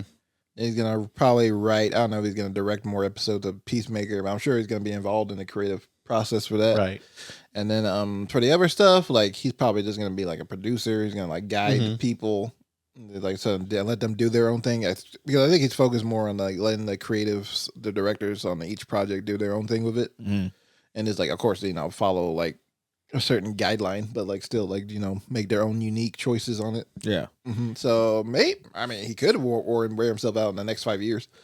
That could definitely happen. Yeah. But I don't know what happened like immediately. And I mean, I kind of want to piggyback off of what Alec said is, yes, like, if you think about it that way, yes, it is kind of like daunting and kind of like, very like, you're going to wear yourself thin quickly. But I think James Gunn is the type of person that like, he knows the direction he wants to take it, and he knows the people who he can work with well and who can see his vision and probably will hire, like, and what is it called? Like delegate that way, kind of like how Alex said. But also like he's going to do basically what they do in Marvel with Kevin Feige, oversee everything, and then be like yes or no. And all so that. then I'll play devil advocate to that as we see what's happening with Marvel. You know what I mean? Like, not saying that he can't do it. Yeah. But like Alex said, maybe in 2-5 years, then maybe it becomes like, all right, man, like hand in too many pots type thing. Yeah. Right. But I will say this. James Gunn is the type of person that's like very particular about something and has high standards for something. So if something is not up to par, he will I'm sure Marvel started with high standards too.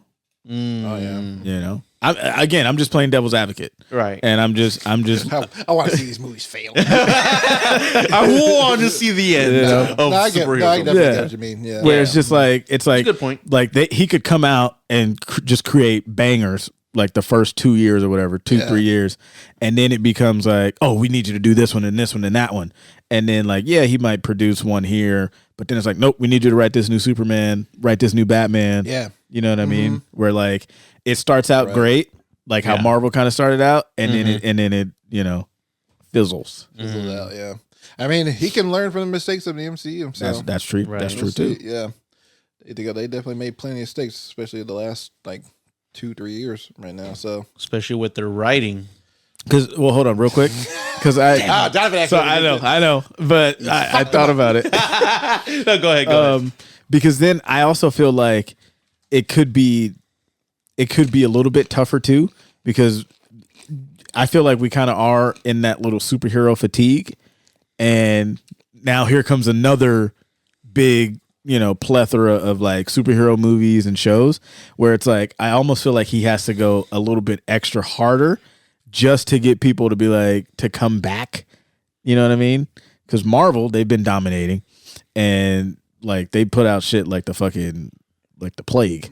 And so then now it's like he has to really make something really good, because then if not, now it's like, oh well, And then let me come with a comeback for that, right? Go ahead. So Kick some yes, shit. no. Like you said, yes, we probably are in like this superhero fatigue and all that.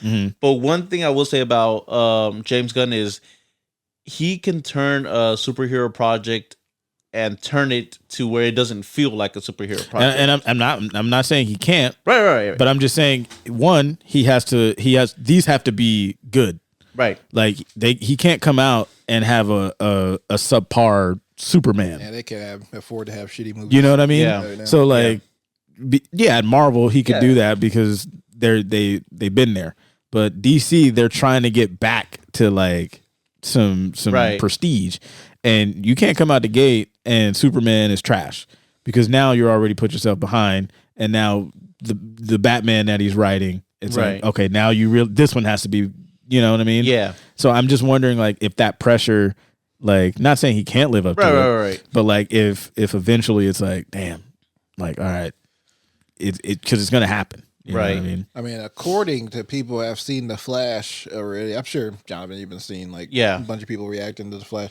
But I remember like there's motherfuckers online that are calling it like the critics are calling it the pinnacle of filmmaking. Yeah. Wow. I was like, what the fuck? They're telling me this like Godfather level shit. I'm just like, I can't believe that. But I'm sure it's gonna be a decent movie. Yeah. But I can't believe it's gonna be like one of the greatest movies I've ever seen. Because that's how they're talking about it right now. Right. I'm just kind of like, sure about that? Like, really? Were you just hyped just to be invited? Like, did you actually watch it?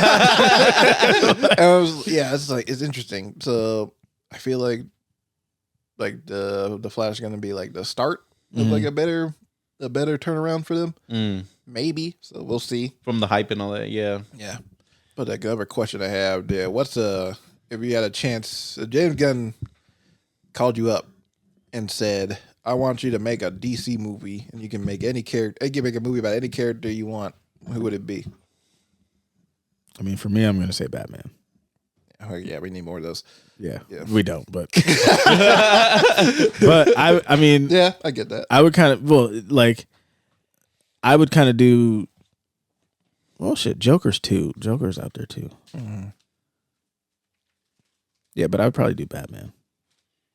And I would do it where it's like, we're not going to talk about his parents. You know what I mean? Like, he is going to kill people. And he's not going to do that bullshit. I'm going to punch you in your face as hard as I can, but I'm not going to kill you. You're going to permanently vegetable this guy? But you're not going to kill him? It's the same thing. It's the same thing. But yeah, I would do a black Batman. Oh Lord, you're gonna have the black Batman and he's killing people. Well, shit. You're trying to piss off. I didn't think about that. Didn't think about that part. I mean, that's your vision. I fuck with it. Yeah. That could be your Elseworld Batman. He wouldn't even need a mask either. He goes out butt naked. I'm Batman. Are you? I'm Black Man. Final question, and then I'll let you get your segue off, and that's my fault. But I didn't finish. Yeah, I didn't finish. How about Jonathan to answer? Oh shit! They're like, fuck Jonathan. Hey, that's what happens when we wake up at like 6:35. Not true. Yeah.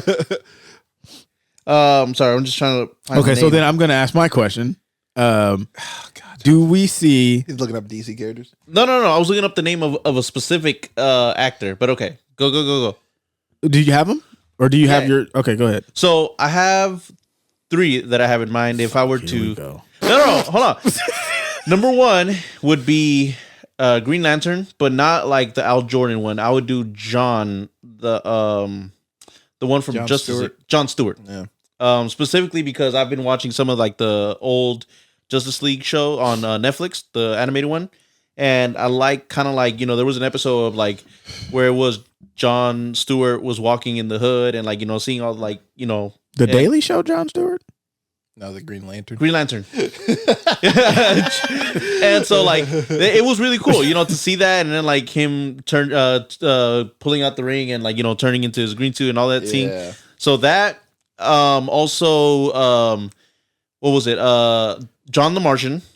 I think, you know, that would be a pretty cool one. Martian Manhunter? Yeah, there. I thought. Well, they call him John, right? Don't they call him John? as well? John Jones, yeah. John Jones. There you go. The Martian, the Manhunter. That's And then that's number hilarious. 3, what was that? Is that Elastic guy that's like very like comedic and all? He was Plastic in Plastic Man from the Batman Brave and the Bold. Yeah. And for him, I would cast Ben Schwartz. Oh, yeah, he's been a fan favorite for that Yeah. for a long time. Yeah, Ben Schwartz, because he's like very like comedical.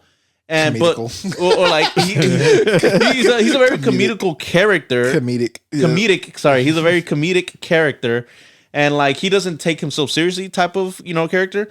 And I think with him though, I would turn it into a show, not really a movie, where he can like have different adventures with different like, you know, people.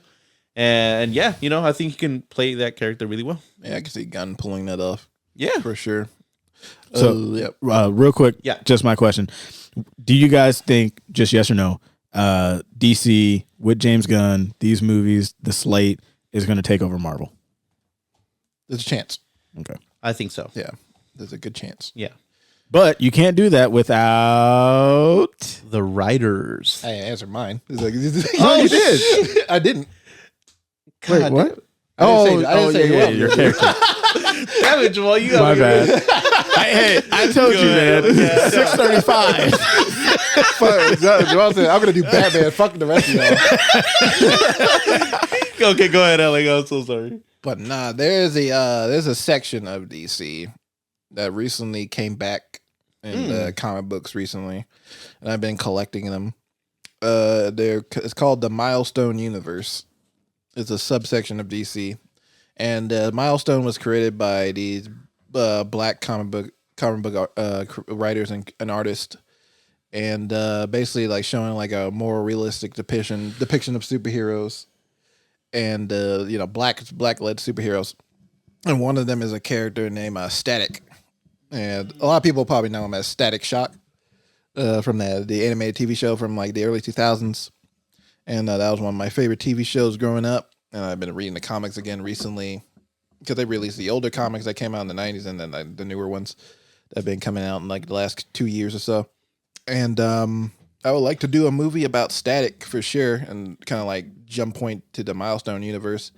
And I would love to see Tyson play Static. I feel like he would do an amazing job of that. So yeah, that would be like my pick to do.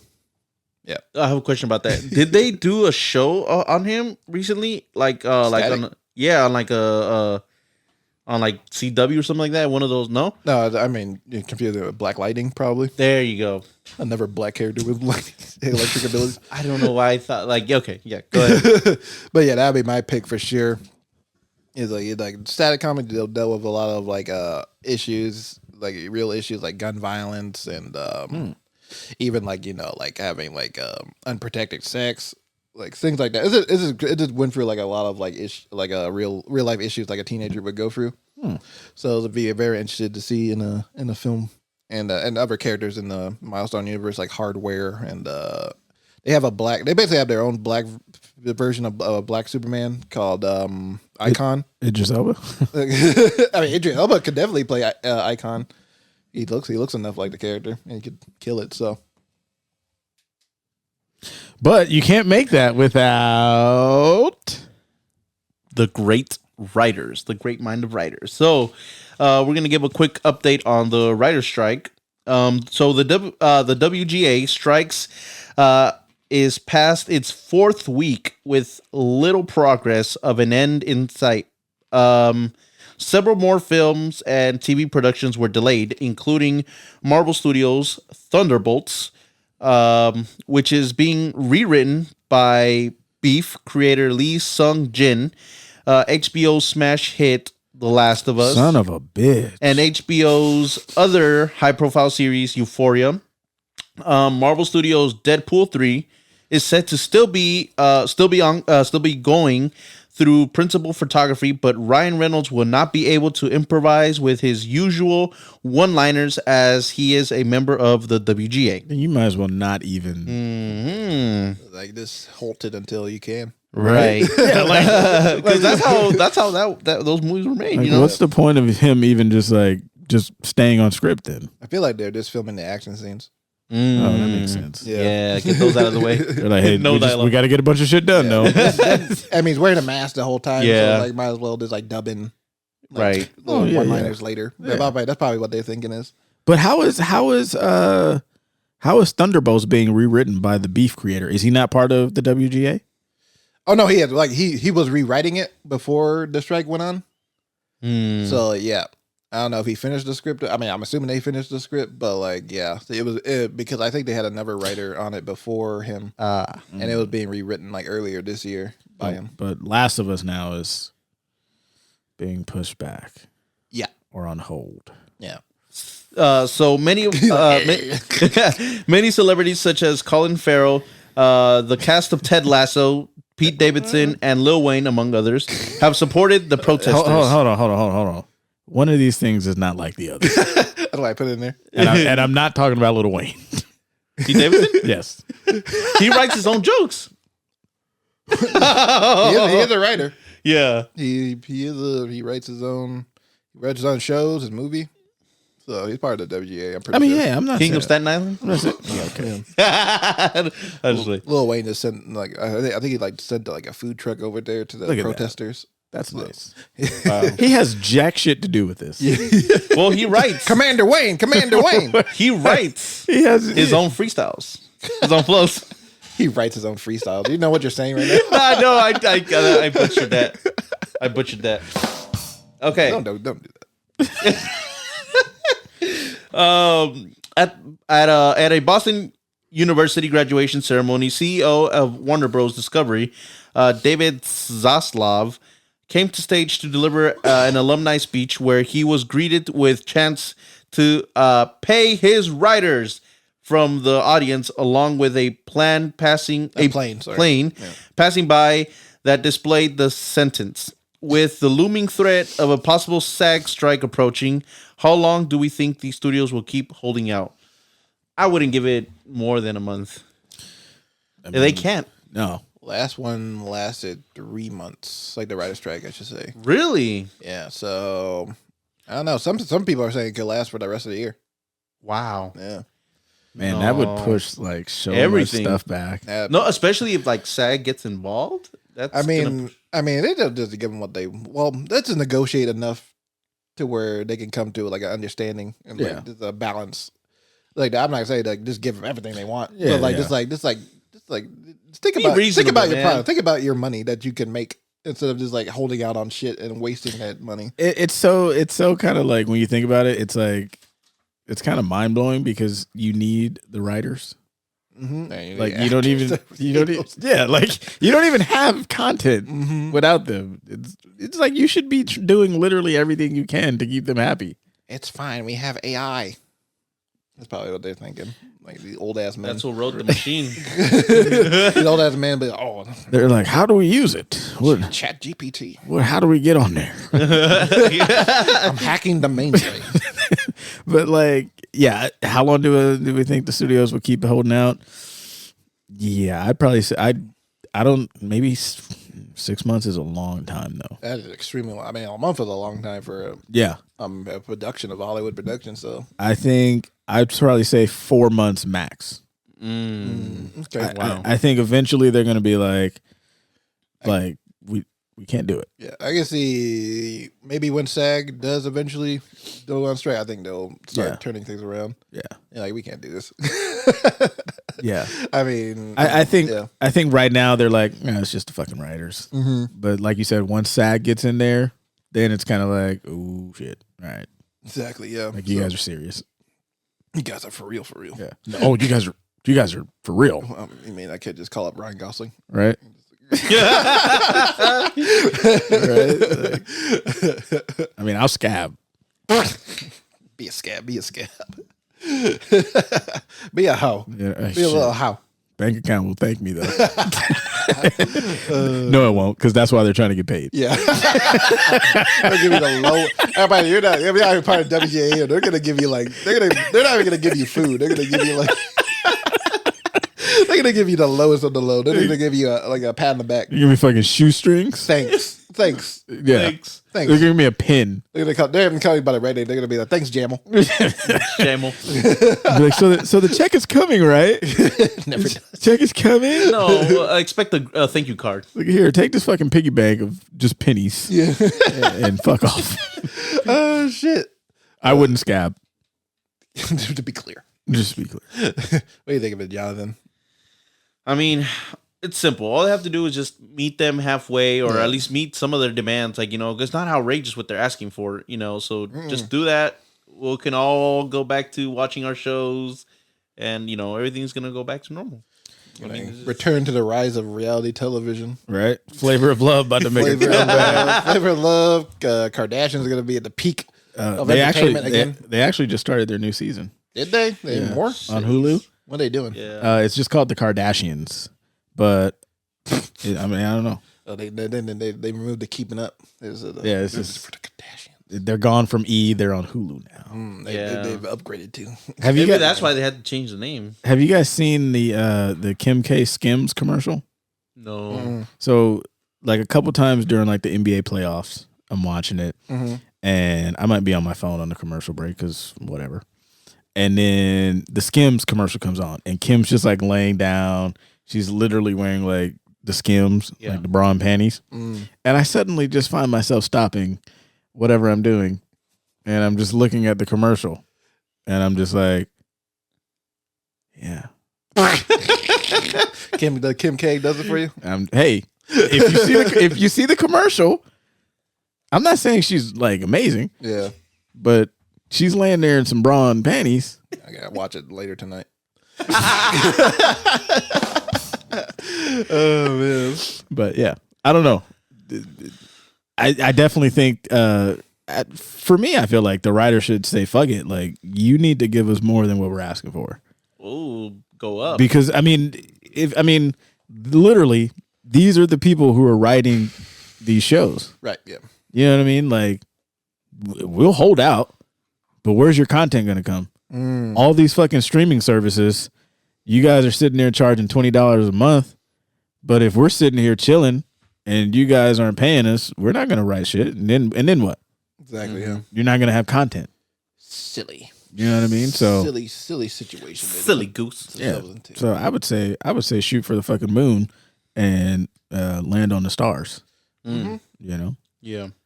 Fucking try to milk that shit. Give Pete Davidson his money. Right? Nobody else. Just nobody Pete. else. Just Pete.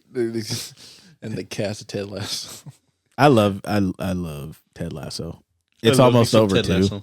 They should have released their newest episode tonight. Yeah. Now, I had saw on there, right? It said season finale. It didn't say series finale. Did it? At least that's what I had saw when like the preview of it. But I for sure thought this was the last season. Watch the finale. What time is Ted Lasso season 3 finale? You're saying for series finale? You know what I mean? Yeah, I see what you mean. Like, I thought this was the last season. And if this is the last season, they're going to say series finale. But it's just been saying season finale. Right, yeah. Interesting. I mean, I'll take another season of Ted. Because I will say it did pick up. It was kind of slow in the middle. Yeah. But then it started picking up with those last kind of 2 or 3 episodes. So I'm excited for it. Right. And I like the story that, and I'll save that for another episode. Yep. Yeah. 'Cause I'll remember it.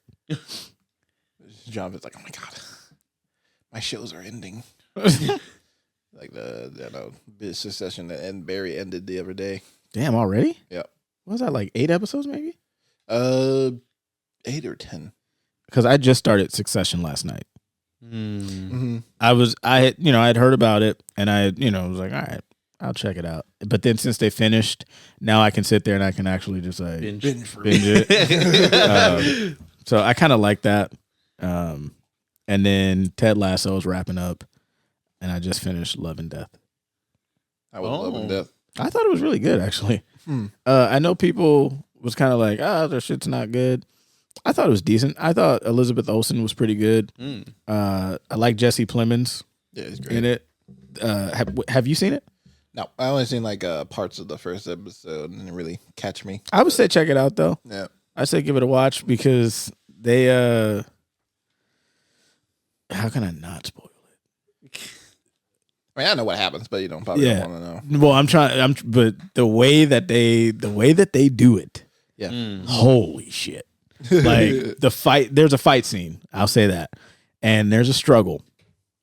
You know the weapon that she used? The axe, wasn't it? Yes. Yeah. That's all I'm going to say. Like, I watched that shit and I was like, oh, fuck. It's like, yeah. Okay. I'll give it a chance. It's so fucking crazy. The good shows are gone. Hey, you never know. You never know. You know, once Succession ends, you got to go to Love and Death. Yeah, that's the pipeline, the max pipeline. That's the way it goes. It just makes sense. It goes Succession, Barry, Love and Death. Well, now I could go from like Succession to 900-pound sisters. 1,000 pounds. 1,000 pounds? I thought it was Yeah. 900 pounds. Okay, 1,000 pounds. 1,000 pounds. You gotta add First of 100 all, pounds. You gotta add 100 more pounds to that. don't be rude to Amy and Tammy. Okay, They're extra 100 pounds. I fuck with it hard. And I will say, when it did switch over to Max, I was like, I can fucking watch 1,000 Pound Sister. So I was excited for The that. first thing I see is 1,000 Pound Sisters when I open up the app. I was Right? like, oh my god, this is. They know what sells, and it's not I sex. was like, oh god, this is terrible. No, it's not. And he said, the show is very entertaining. It's So I was hilarious. like, it used to go from like first thing you see is like all these prestigious shows. And then They have a. It's like Sopranos, The Wire, The Wire. 1,000 Pound Sister. Hey, hold on. They have a really heavy catalog now. Oh, this guy. No. I mean, like they have a really good like. There's more big trash, catalog. sure. Like even more trash, like trashy ass television. Well, I'm waiting for the new season of 1,000 Pound Sisters. Hell yeah, brother. That's gonna be our watchathon. Right? We got. You guys want to talk about do a quick review for Ep17 before we wrap it up? Who's that? Yeah. Aftersun. Yeah. Oh, yeah. We could talk about a wrap. Been Aftersun. waiting for this. I know we could talk about the trailers and other movies next time. Yeah. But yeah, Aftersun was a movie I suggested last episode. If you've been paying attention to this podcast, I say it's one of my. If you've been paying attention enough, it's one of my favorite. It's one of my favorite movies of 2022. It's my second favorite film of last year. But yeah, like I remember the first time I watched it, I was watching it. It's a very kind of a hypnotic movie for me personally. And I don't know about we'll hear about you guys' opinion on it in a second. But hypnotic, and then the end just hit me like a bag of bricks. And then the second time I watched it, it's like the same flow, but the second time by the end of it, I was crying. It was like such a deeply realistic like depiction of depression and the effects that could have on a child, and then like your child doesn't really know what you're really going through, and you don't really want to show that to them. But yeah, I thought it was a really beautiful film by Charlotte Wells. This is her directorial debut. That's the insane part to me, that this is like a first feature film by a director, because it feels extremely what do you call it, professional and extremely well made. That means she had been probably sitting on that Oh yeah, And, like- I think this is partially based on her, Yeah. on her life as well. So this is a very personal project for her. Yeah. Mm-hmm. Like she had to have been just like every little detail of it. Mm-hmm. Just Right. like she knew, like, okay. Yeah, I personally thought it should have been nominated for more Academy Awards, but I think Paul Mescal was nominated for Best Actor this past year. Mm-hmm. Yeah, I thought it should have been nominated for like, I don't know, Best Picture at least. Like just to give it that one extra nomination. But yeah, what do you guys think of it? I enjoyed it. Mm-hmm. I think I watched it like two weeks ago. Mm-hmm. I would have to watch it again, but it's a heavy story though. Like just kind of sitting there because I was kind of going in and out, and so that's why I need to watch it again. But Mhm. like for me, I think like the chemistry between the father and daughter, Mm-hmm. like it felt super like genuine. Exactly. Yeah. And just like super real. And like the scene that I can remember, they're at the I guess wherever they were in the theme park or hotel. Mm-hmm. And she's trying to get him to go. Was it him or her? It was her trying to get him to go do the what's the name, right? The karaoke. Yeah. Yeah. And Yeah. and just like, you know, it was just like a moment of just like this daughter just wants to go do karaoke with her dad. And he's just like, no. Mm-hmm. Mm-hmm. And it was just like damn.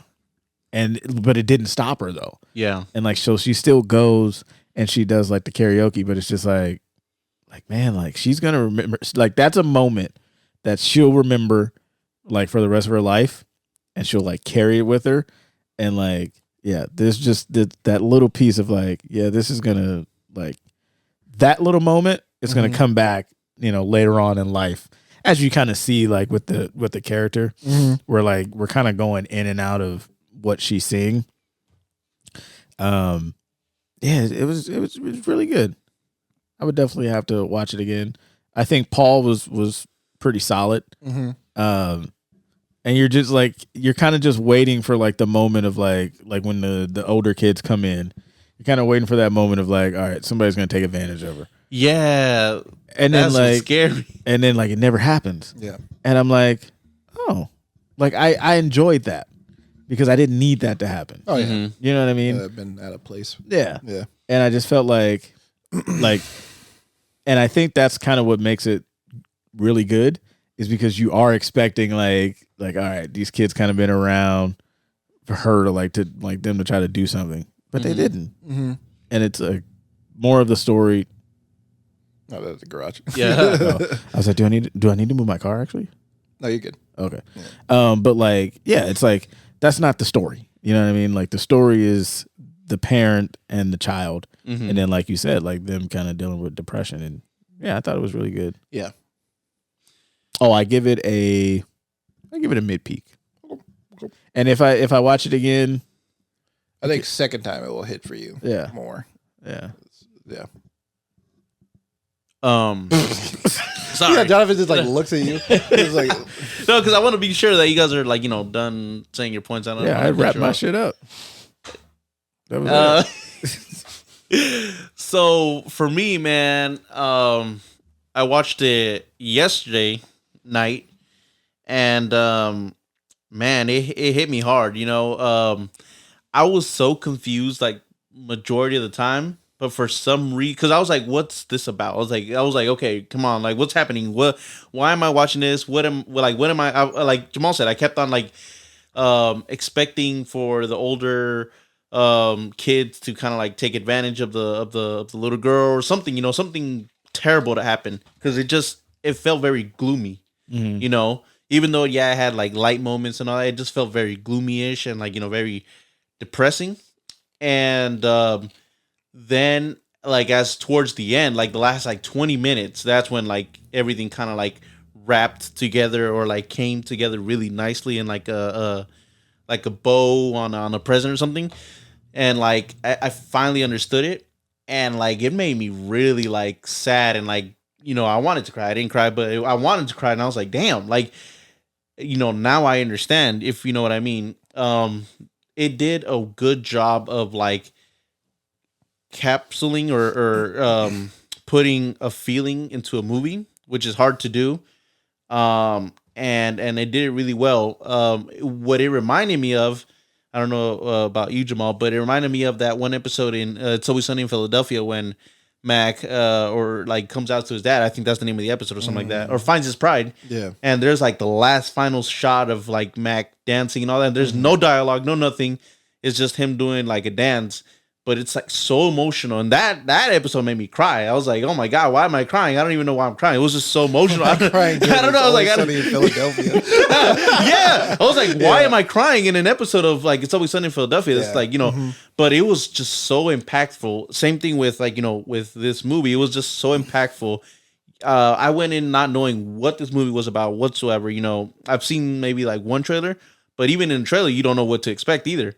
So I went in, I watched it, and I was like, "Damn, man!" I was like, "Why did Alec make me watch this movie?" I don't. Now I'm like depressed. I was like, good. I don't want to go to sleep. I was like, I don't want to go to sleep. I don't know if I'll wake up. No, maybe not that much, but it was just really genuinely good. Of like how you were able to see the good times, but at the same time, bad times. And Jamal, you said it perfectly, especially that part in like in the karaoke of when like the dad just did not go up there at all. I was like waiting for the dad just to go up there, like maybe mid-song, towards the end of the song, lift her up and like sing with her or whatever.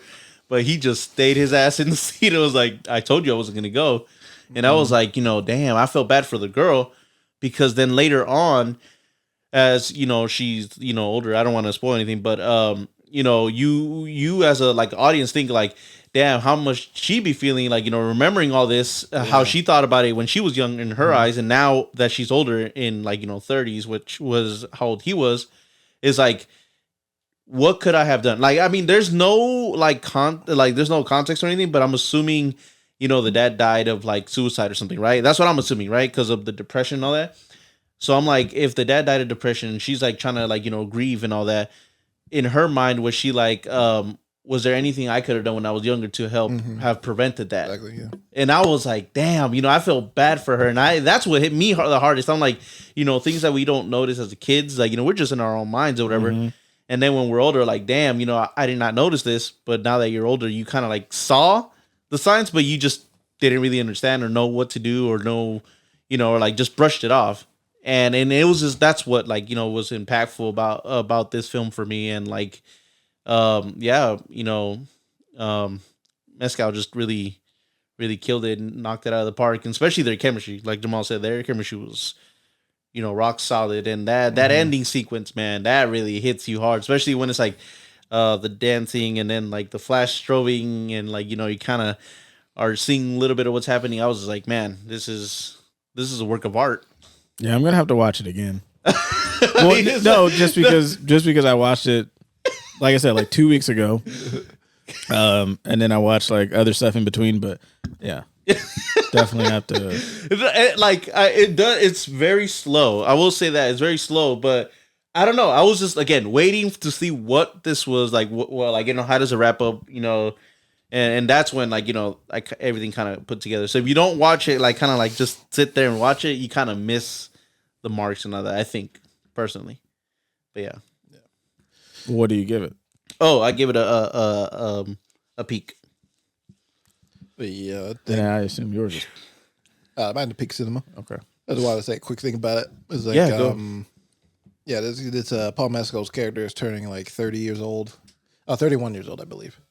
And you can get the idea that he's had a really rough childhood and had a really rough go with things in his young years.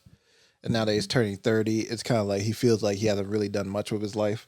And he really does love his daughter, but he just can't shake that feeling, that feeling that he's like useless.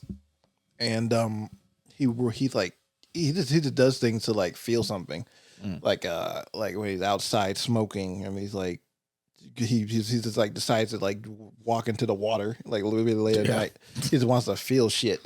Like, it's like real legit stuff you do when you're depressed. And I think there's a certain point in your life where you realize, oh yeah, my parents didn't just come out of thin air when I was born. It's like they didn't just come out of nowhere. They had a whole life where they went through trials and tribulations. And you don't really understand that as a kid. You're just kind of like, oh, they're just my parent, and that's nothing else. They don't do anything outside of me. But then you realize later, way later, and it's kind of like, oh, they really went through some shit, and you don't really understand why your parent did it, or like when she tried to realize, why did my dad, commit suicide, and she's looking through the tapes trying to find the answers, and they're going through these memories for her videotapes, and you see, and it's depicted through this way where they're like in this nightclub, and you see strobing lights everywhere, and when they're dancing and stuff, like adjacent to the her dancing happily with him, and then like older when she's like pushing him and yelling at him, you see him like yelling at him, and he just looks like burnt out and distraught, and it feels like something you would actually do if someone in your personal life probably like took their own life. You're like really angry at them. You don't really understand why they would do this to you, why they would do this to themselves. But then you come around thinking like, oh my God, they were really going through something, and I wish I could help them more. And obviously I feel like by the end of it, she's probably going through a similar situation as well. And she has her own child, because by the end of it, you like hear that baby crying. So it's just very worrying to like know like she's going through the same thing, and she's trying to understand her father, and maybe she's gonna probably go through the same cycles as well, where she's like not really neglecting her kid, but just like just going through the motions. Yeah, going through the motions. Can't just really shake her own unhappiness in her life. So yeah, it's a fun family film. And I'm sorry, it's just that Jamal's like, you got all that from that movie? Yeah. You guys got that? No, I mean, yeah, I know. But then the final shot was just like, God damn, is him walking back into that strobing little club thing. It's like, I don't know. It's really devastating to see. Yeah, I think if we'd have did this like 2 weeks ago, I would have had like this. What are you laughing at? Sorry, what you said. What did I say? If we would have done this episode 2 weeks well, ago. because then I didn't fucking watch it like you last night. He's fresh. You know what I mean? Yeah. Like, yeah, I get that. Yeah, no, I understand. He's sitting over there. Oh, I can fucking recite the whole damn thing. Well, no shit. Yo. Like, you fucking watched it yesterday. But yeah, I enjoyed it for sure though. Yeah. I just gotta watch it again. Though. Yeah. Yeah. I think. Yeah. How about this? You watch it again and then come back, give a new revised review. Thank you. And we can talk about it more, because I just love talking about this movie. So yeah. I know you watched. I don't think I can watch it again. I don't think my heart can take it. Oh, you gotta watch it again. No, Mr. The film analysis. Sorry, as I just gave a whole spiel on the movie, right? But it's like I don't know. My heart cannot take it no more. but yeah, I know you watched the whale recently. I did, and I personally believe that Aftersun tackles some stuff that are similar to the whale, better. But I think I like the whale. I'm just kind of like, I just think the whale was a bit too stage theatrical kind of thing. Like it felt like too stagey for me, and like a lot of the emotions were like really extremely high, not to the over a top extent for the most part. I can see that. But yeah, it felt more movie-ish. Yeah, very much the most movie as opposed to Aftersun, where it felt like you're watching a father and daughter's real life. Yeah, exactly. Yeah. Mm-hmm. But I really enjoed the whale. Oh yeah. I enjoyed it too. I can like I said, I can definitely see why Brendan won Best Actor. And we'll get into a we'll get into more next episode. But yeah. So Jonathan, that's me. If you decide to have us watch The Machine, you are pretty much banned from this podcast. Yeah, I'm not watching that shit. I'm not paying for it at least. No, I'm not doing that. Okay. And even if you were to buy me a ticket, yeah, I still wouldn't go. Damn it. So buy me a ticket, maybe. I would do that. I would take the ticket and rip it up in front of you. But I would not. I definitely would not pay my own money to see it in theaters. It's like you would have to buy Alec's ticket and buy him food. Oh. And then give him a blowjob. Oh. I know he'd be terrible at that. Slob, I'm a knob. Okay, But yes, what movie are we tasked to watch? this episode, or for the next episode, you guys will have to watch Vengeance. It's on Amazon Prime. It has BJ Novak, the Ryan from The Office. Oh, okay. I've seen this. I haven't seen it, but I've seen it around. It's every time I it's my turn. I always want to try to pick something that like both of you haven't seen and that I haven't seen either, so it's like fresh and new. Because Alex pretty much seen everything, so when I wanted to watch something, and I know Alex, like I could rewatch it for you guys, but I haven't seen Killers of the Flower Moon.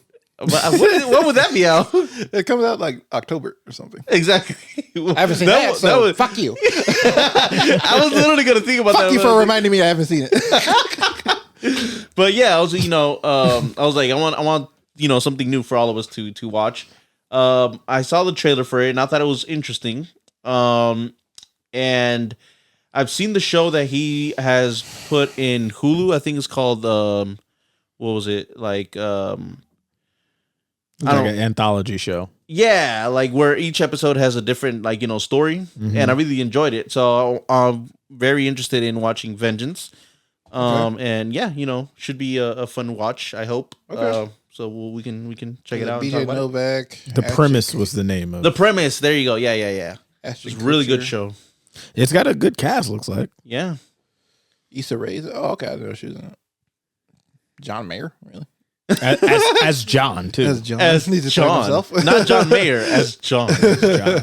Okay. Interesting. Okay. So there it is, people. We will be watching Vengeance. And then, we'll give our thoughts on it and we'll see what it's about. But again, we want to thank Abby for coming on. She was great. I'm sure Fantastic. I'm sure we'll have her on again, and she can talk about her projects that she's working on, Right. and different things like that. Make sure to check her Yes, her website out. A2Centertainment.com. Yes. She says she's going to be putting her film out there. Cabin Fever, something like that, right? Yeah, Cabin Fever. Yeah. That's what it's called. Yeah. Psychological thriller. So check that out. She seems super passionate about it. So it's got to be good then. And yeah, people, that's another one in the books. And we will see you. Well, we won't see you. You will hear us when you hear us. And there you go. Yes, sir. Crunching on some, what is that? Doritos. Dynamite. There you go. It's time for me to get the fuck out of here. That's what that is.